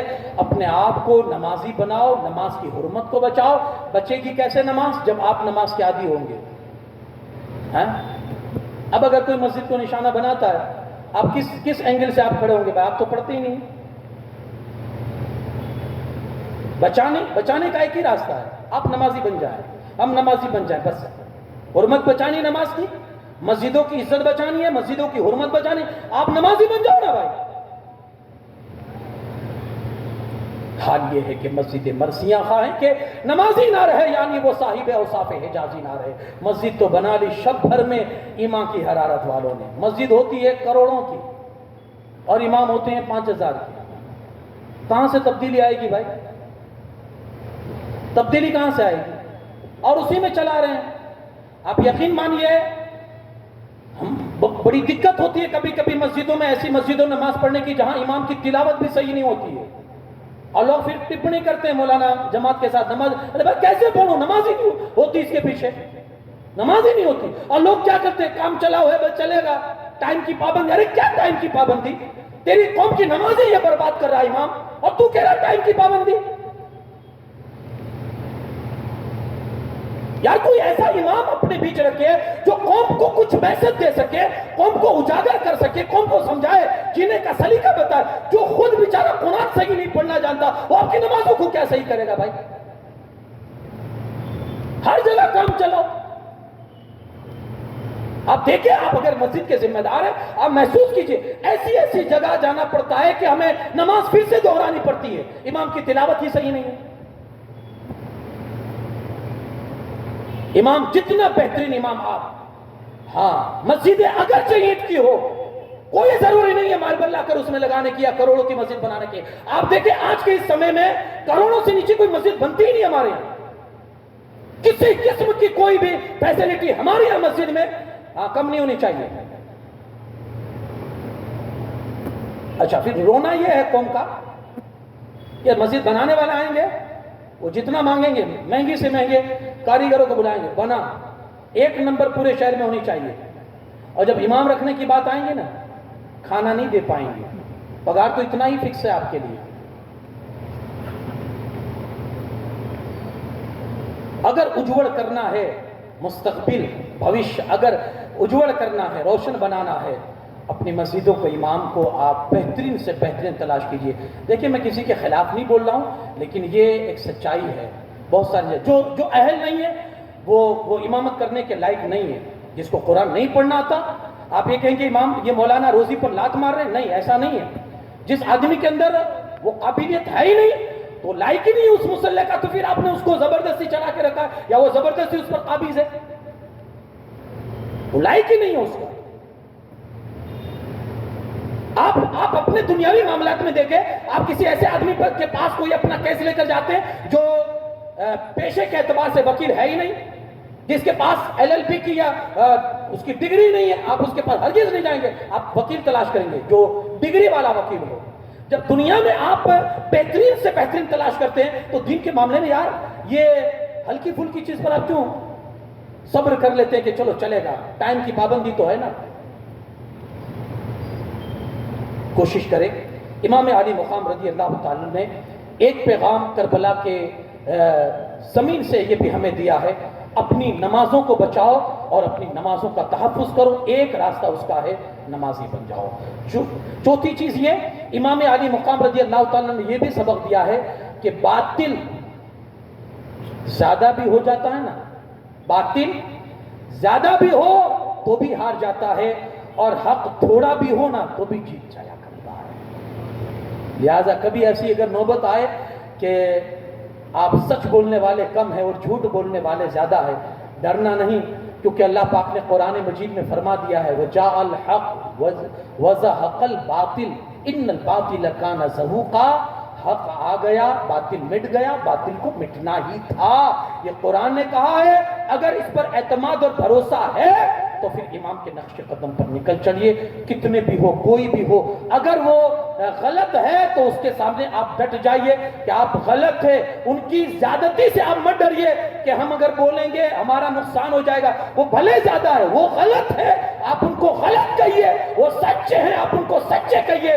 یہ پیغام بھی کربلا کے میدان سے نکلتا ہے کہ 22,000 کا لشکر تھا, امام حق پر تھے, تو امام نے کہہ دیا تم جھوٹے ہو, تم غلط ہو, تمہارا راستہ جھوٹا ہے. یہ امام نے برسر عام کہہ دیا, بلکہ اکیلے بچے تب بھی کہا, فوج آپ کی باقی تھی تب بھی کہا. امام نہیں ڈرے. یہ بھی کربلا کا ایک مشن ہے, اس کو بھی زندہ کیا جائے. اچھا, آخری بات, امام حسین کی کیا لڑائی تھی بھائی یزید سے؟ اس نے آپ کو شہید کرنا تھا, یہ آپ کے گھر والوں کو شہید کرنا تھا, اس لیے یہ لڑائی نہیں تھی نا. امام کی یہ لڑائی نہیں تھی. لڑائی کیا تھی؟ ایک, وہ فاسق تھا. فاسق کس کو کہتے ہیں؟ شریعت کی حدود کو توڑتا ہو, اللہ کی حدود کو توڑتا ہو, رسول اللہ کی سنت کے ساتھ کھلواڑ کرتا ہو. وہ شرابی تھا, وہ زانی تھا, وہ شرابی تھا, وہ زانی تھا, اور وہ کئی لوگوں کا قاتل بھی تھا. لوگوں کی جانیں مار دیتا تھا, بندروں کا کھیل کرواتا تھا. بلکہ اس نے بہن وغیرہ کے ساتھ شادی کرنا بھی اس نے شاید کہہ دیا تھا کہ کر سکتے ہو, یعنی حرام کو حلال اور حلال کو حرام کرنے پر تلا ہوا تھا. یہ ساری چیزیں اس کے اندر تھی. امام کا قاتل تھا, اس لیے امام اس کے خلاف نہیں اٹھتے تھے. شریعت کا باغی تھا, اس لیے اٹھتے تھے. شریعت کے خلاف تھا, اس لیے اٹھتے تھے. ہم بھی دیکھیں, جو بندہ شریعت کے خلاف ہے, کتنا بھی ہمارا گہرا اس کے ساتھ رشتہ اور تعلق کیوں نہ ہو, اس سے آپ سائڈ ہٹ جائیں. کربلا کا یہ بھی ایک پیغام ہے, کوشش کریں امام علی مقام والا جدہ علیہ السلام کی سیرت طیبہ اور آپ کے سیرت اطہر پر, جیسی ہم نے بہت ساری چیزیں میں نے آپ کے سامنے رکھی. آپ خود بھی اگر پکے حسینی ہیں تو آپ بھی تلاش و جستجو کے بعد یہ جان سکتے ہیں امام علی مقام کا صحیح مشن کیا ہے, اور آپ کے نقش قدم پر کس طرح سے چل کے ہم آخرت میں ان کی خوشی حاصل کر سکیں گے, اور ان کو راضی کر کے اللہ کی خوشی حاصل کر سکیں گے. یہ آپ خود محسوس کر سکتے ہیں. آخری بات یہ بھی عرض کروں گا کہ مسلسل 10 روزہ تک آپ نے میری گفتگو سنی. میں نے اس سال یہ عنوان اٹھایا تھا کہ اصلاحی گفتگو آپ کے سامنے میں نے اٹھائی تھی. اگر اس بیچ میں میری کوئی بات سخت آپ کو لگی ہو یا جس سے آپ کے دل پر ٹھیس پہنچی ہو تو میں آپ سے معافی کا طلبگار ہوں, مجھے معاف کریں.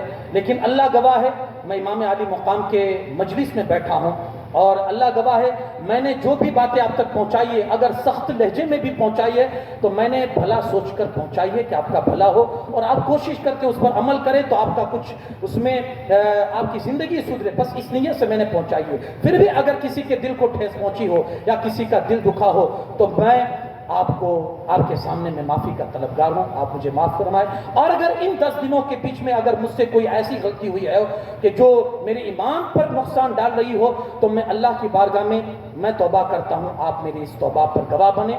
میں اللہ رب العزت کی بارگاہ میں یہ توبہ کر کے رب سے یہ عرض کرتا ہوں کہ جو میں نے جانے انجانے میں کوئی ایسی بات کہی ہو جو اسلام کے خلاف ہو، شریعت کے خلاف ہو، اللہ پاک میری بخشش فرمائے، میری مغفرت کر دے۔ اور میں سچے دل سے پڑھتا ہوں اشہد ان لا الہ الا اللہ و اشہد ان محمدا عبدہ و رسولہ۔ کوشش کریں، بڑا پرفتن دور ہے، ایمان پر کیسے رہنا سلامت، اس کی کوشش کریں۔ دوسرا یہ بھی کہ ہو سکتا ہے کہ جو انتظامیہ ہے، جو کمیٹی ہے، برسوں سے یہ انتظام کرتی ہے، کبھی کبھی ایسے بھی معاملات آتے ہیں کہ ان کو تھوڑا اونچا لہجہ کر کے یا سخت بات کر کے آپ کے ساتھ وہ معاملہ کرنا پڑتا ہے۔ تو اگر کسی کمیٹی والے کی طرف سے، سنی ینگ کمیٹی جو ہے برسوں سے یہاں یہ سسٹم چلا رہی ہے، یہ مجلس پاک امام کی یاد میں چلا رہی ہے، سب سے پہلے تو ان کے حق میں دعا کریں، ہم سبھی کریں کہ دیکھیے اللہ پاک نے ان کو ذریعہ بنایا ہمارے یہاں جمع ہونے کے لیے، ہم آئے، اگر وہ کمیٹی نہیں ہوتی تو پتہ نہیں ہم یہاں آتے یا جمع ہوتے یا نہیں۔ تو ایک ذریعہ اللہ نے بنایا کہ وہ لوگ کھڑے ہوئے، اور پھر یہ بھی بڑی اہم ذمہ داری ہوتی ہے کہ 10 دن تک اپنے کام سے سبکدوشی حاصل کر کے صرف اسی طرف توجہ لگانا کہ جلسہ کامیاب رہے، لوگوں کو دقت نہ ہو، لوگوں کو کسی طرح کی تکلیف نہ پہنچے، لوگوں کے لیے کھانے کا انتظام ہو، لوگوں کے لیے اور سہولتیں ہو، اس کے پیچھے وہ رہتے ہیں۔ تو ہم اور آپ ان کے حق میں بھی دعا کریں، اللہ انہیں عافیت دارین سے مالا مال کرے، امام پاک کی سچی اور پکی محبت دے، اور اللہ پاک انہیں اپنے فضل سے ان کے یہ کاموں کا بدلہ انہیں عطا فرمائے، اور آگے بھی انہیں ایسے ہی ہمت اور حوصلہ ان کا آگے بڑھتے رہے، اور اس طرح سے امام پاک کی مجلس کو آباد رکھتے رہیں۔ ایسے ہم بھی دعا کرتے ہیں۔ اگر کمیٹی والوں کی طرف سے آپ کو کوئی ٹھیس پہنچی ہو یا کوئی تکلیف پہنچی ہو تو آپ بھی امام کی مجلس میں آئے ہیں نا، وہ سب کچھ قربان کر کے بھی معاف کرنے کے لیے تیار تھے، ہم نے تو کچھ قربان کیا، تو ہم یہاں سے یہ ارادہ کر کے اٹھے کہ جاتے جاتے ہم ان سے بھی کہہ دیں گے کہ بھائی جو کچھ بھی ہوا ہو وہ ہم آپ سے معافی مانگتے ہیں، آپ کو معاف کرتے ہیں، یہ دل ہی میں آپ یہاں سب کو معاف کر دیں۔ کسی طرف سے اگر کوئی جانے انجانے میں کوئی غلطی ہو گئی ہو تو وہ بھی معافی مانگ لیں، اور یہ بھی دعا کریں کہ اللہ پاک ہم کو جو کچھ بھی 10 دنوں کے اندر بیان ہوا ہے اس کو ہم سب کو اس پر عمل کی توفیق عطا فرمائے۔ یہاں 10 دن کی ہماری حاضری کو اللہ قبول فرمائے۔ جن لوگوں نے دامے، درمے، سخنے، قدمے، ہاتھ کے لحاظ سے، پیروں کے لحاظ سے، زبان کے لحاظ سے، پیسوں کے لحاظ سے، جان کے لحاظ سے، جس طرح سے بھی اس مجلس کو آباد کرنے کی کوشش کی یا اس مجلس کو بہتر بنانے کی کوشش کی، اللہ پاک اپنے فضل سے اس کو ان کا بدلہ عطا فرمائے، اللہ کریم۔ اور لائیو آپ دیکھتے بھی تھے کہ 10 دن سے لائیو ہو رہا ہے، تو یہ یوٹیوب چینل پر میرے نام سے انہوں نے آئی ڈی بنائی ہوئی ہے، مفتی نواز یار علوی آفیشیل، تو اس میں بھی آپ 10 دن کے خطبات بھی آپ پڑھ سکتے ہیں، آگے بھی سن سکتے ہیں، کہ ہو سکتا ہے کہ اس وقت ہمارے جو سدھرنے کا جو وقت تھا وہ نہ ہو، دوبارہ آپ سنیں، اس طرح کسی بھی عالم کی، سنی عالم کی آپ تقریریں سنیں گے، انشاءاللہ بہت سارے ایسے مرحلے آپ کے ساتھ آئیں گے، اس کے ذریعے سے ہو سکتا ہے کہ ہدایت بھی نصیب ہو جائے، اور دین کی جانکاری تو یقیناً نصیب ہوگی۔ اللہ کریم کہنے سننے سے زیادہ عمل کی توفیق عطا فرمائے۔ وما علینا الا البلاغ المبین۔ السلام علیکم ورحمۃ اللہ وبرکاتہ۔ صلاۃ و سلام کے لیے کھڑے ہو جائیں۔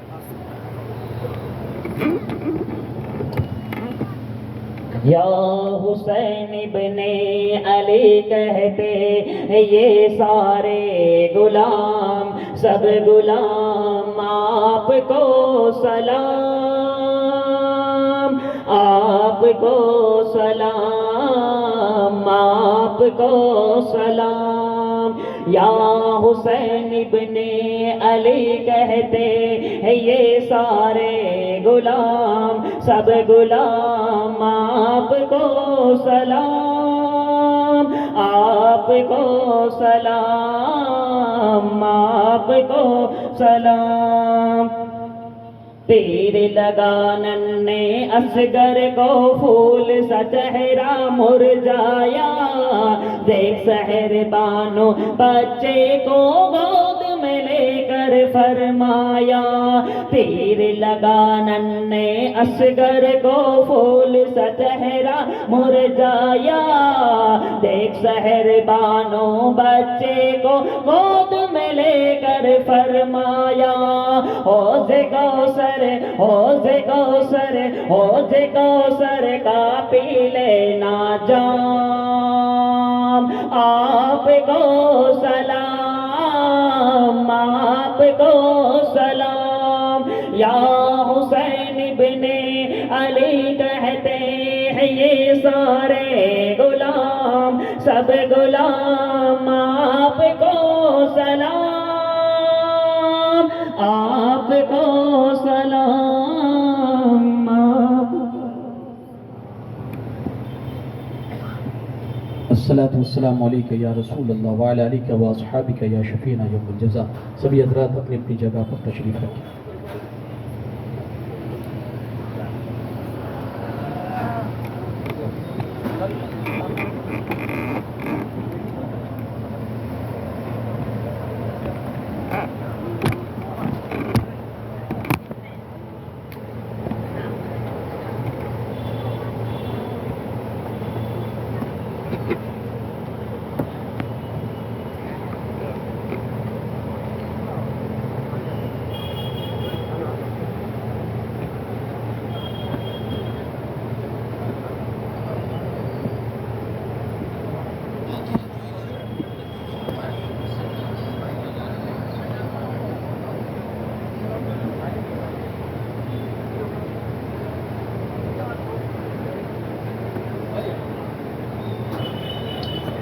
السلام علیکم۔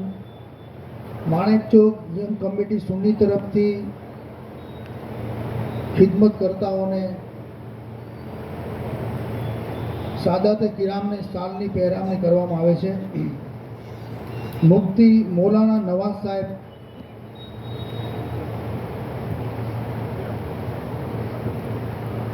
નારાએ તકબીર નારાએ રિસાલત سید احمد رضا قادری،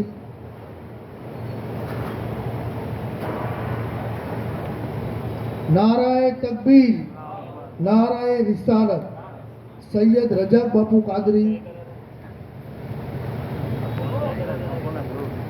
نعرہ تکبیر نعرہ رسالت سید اسلم باپو قادری، نعرہ تکبیر نعرہ رسالت سید ایان باپو قادری،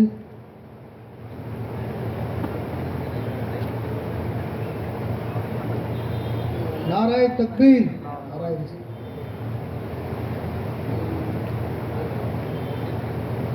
اللہ بگس باپو قادری نواز باپو،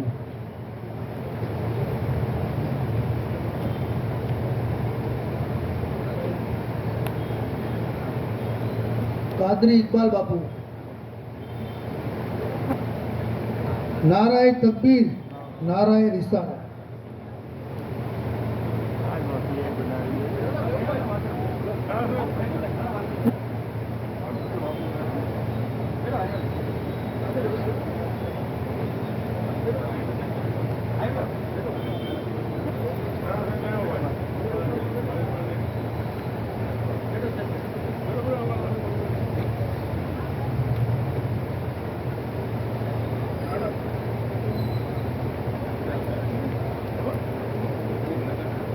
માણેક ચોક સુન્ની યંગ કમિટીના ખિદમતકર્તાઓને સાલપોશી કરવામાં આવે છે। હસનભાઈ યુસુફભાઈ કુરેશી, હનીફભાઈ હુસેનભાઈ લાલટોપી, હનીફભાઈ હુસેનભાઈ હસનભાઈ કચરા, સત્તારભાઈ મુસાભાઈ સલુડા, આસિફભાઈ કુરેશી, આસિફભાઈ કુરેશી, ફારૂકભાઈ ઇસ્માઇલભાઈ ધામિયા, ફારૂકભાઈ ઇસ્માઇલભાઈ ધામિયા,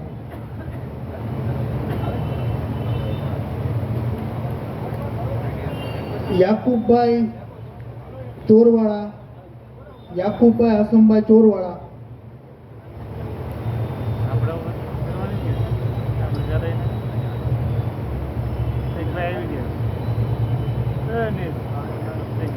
અલ્તાફભાઈ ખોજાદા, સબ્બીરભાઈ ઇસ્માઇલભાઈ વલસાડી, સબ્બીરભાઈ ઇસ્માઇલભાઈ વલસાડી, મલંગ સાઉન્ડ મંડપ સર્વિસ સમીરભાઈ,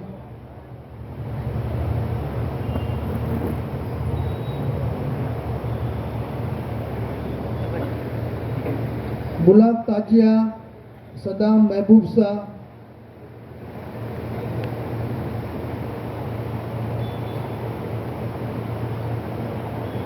માણક ચોક સુની જંગ કમિટી તરફથી પીએ સાહેબ ડાંગર સાહેબનું, પીઆઈ સાહેબ રાણા સાહેબનું ફૂલ હાર પોષી કરવામાં આવે છે.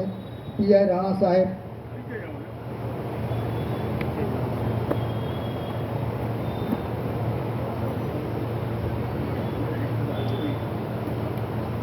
પીએ ડાંગર સાહેબ, પીએ સાહેબ ડાંગર સાહેબ,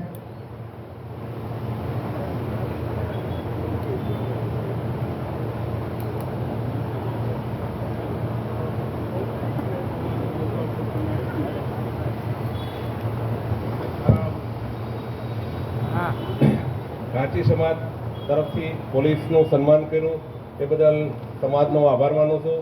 અને સંતો મહંતો જે સ્ટેજ ઉપર બેઠા તે સંતોનો પણ મેં આભાર માનું છું. પોલીસનું કામ છે સુલે શાંતિ જળવાઈ રહે, એટલે જે આ જે પર્વ છે એ સુલે શાંતિથી પૂરો થાય અને અમારી એમાં પોલીસની પૂરેપૂરી હાજરી હશે. અને તમારી પાસે અમારી એવી જ અપેક્ષા આ સમાજ શાંતિથી, હિન્દુ અને મુસ્લિમ બધા શાંતિથી ઉનામાં રહે અને એમાં અમારી જ્યાં જરૂર પડે અમે હાજર છીએ. અને પોલીસ તમારું સિક્યોરિટી માટે 24 કલાક હાજર છે. તહેવાર આપ સૌ શાંતિથી ઉજવો. અમારી પૂરી ફોર્સ સાથે આપના તહેવાર શાંતિથી, હર્ષ ઉલ્લાસથી અને ધાર્મિક લાગણી જે છે એ તે ઉજવો. એમાં પોલીસની પૂરેપૂરી અમારી સહકાર છે. અને જે પોલીસનું સન્માન કર્યું એ બદલ આ સમાજને પણ આભારી છું. ખરેખર સમાજે પોલીસને બોલાવીને અમારું સન્માન કર્યું, કારણ કે અમે કામ તો કરવી જ છીએ, પણ જે કામ કર્યા પછી તમે બિરદાવો એટલે અમારું કામ જવાબદારી વધી જાય છે. એટલે સમાજમાં પોલીસનું કામ શું છે? ગુનેગારને પકડવાનું, સારા માણસને મદદ કરવાનું. દરેક સમાજમાં કોઈ ખરાબ હોતું નથી. 2 માણસ 2% 1% કે ખરાબ હોય, પણ એના ખરખા કરવા માટે અમે પોલીસ તંત્ર છીએ. એટલે તમારી પાસે ક્યાંય તમને તકલીફ હોય તો 24 કલાક અમે અહીંયા હાજર છીએ. અને ગમે ત્યારે ઉના પોલીસ સ્ટેશન ગમે તે માણસ સીધો આવીને અમને ફરિયાદ કરી શકે છે. સમાજમાં ગુનેગાર વિરુદ્ધ અમે ઝુંબેશ કરવી જ છીએ, કામ કરવી જ છીએ. સિવાય સારા માણસો સાથે મેં ઊભા છીએ. અસ્તુ. જય ભારત, જય હિન્દ.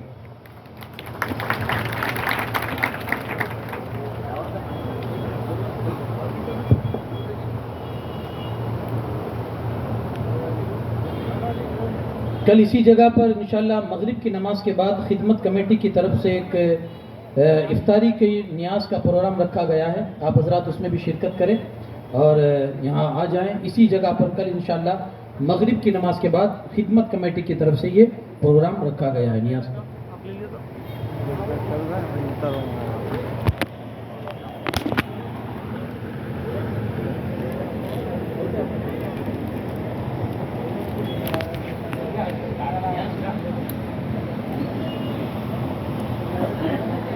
अस्सलाम वालेकुम.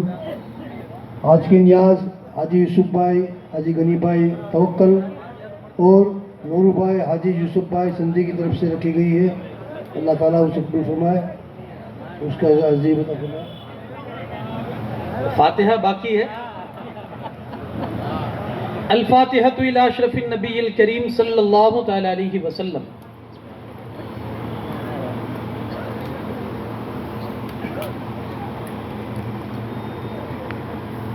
अल्लाहुम्मा बिहक़्क़ मुहम्मद वंतल महमूद बिहक़्क़ अली वंतल आला बिहक़्क़ फातिमा वंत फातिरुस समावाति वल अर्द बिहक़्क़िल हसन वंतल मोहसिन बिहक़्क़िल हुसैन वंत क़य्यिमुल इहसान इग़फ़िर लना व लिजमील मुमिनीना वल मुमिनात व तक़ब्बल दुआना व सह्हिल उमूरना वक़ज़ी हवाइजना ली खमसतुन नुत्फ़ी बिहा हर्रल वबाइल हातिमा अल मुस्तफ़ा वल मुर्तज़ा व इब्नाहुमा वल फातिमा یا حفیظ یا اللہ یا دافع البلیات والوبا باذن اللہ غوث اعظم بمن بے سر و سامہ مدد قبلہ دی مدد کعبہ ایما مدد بغیر داب بلا افتاد کشتی ضعیفان و شکسرات پشتی بحق خواجہ عثمان ہارو مدد کن یا معین الدین چشتی اللهم ربنا تقبل منا انك انت السميع العليم وتب علينا انك انت التواب الرحيم ان الله وملائكته يصلون على النبي يا ايها الذين امنوا صلوا عليه وسلموا تسليما اللهم صل على سيدنا شفيعنا نبينا مولانا محمد كما تحب وترضى بأن تصلي عليه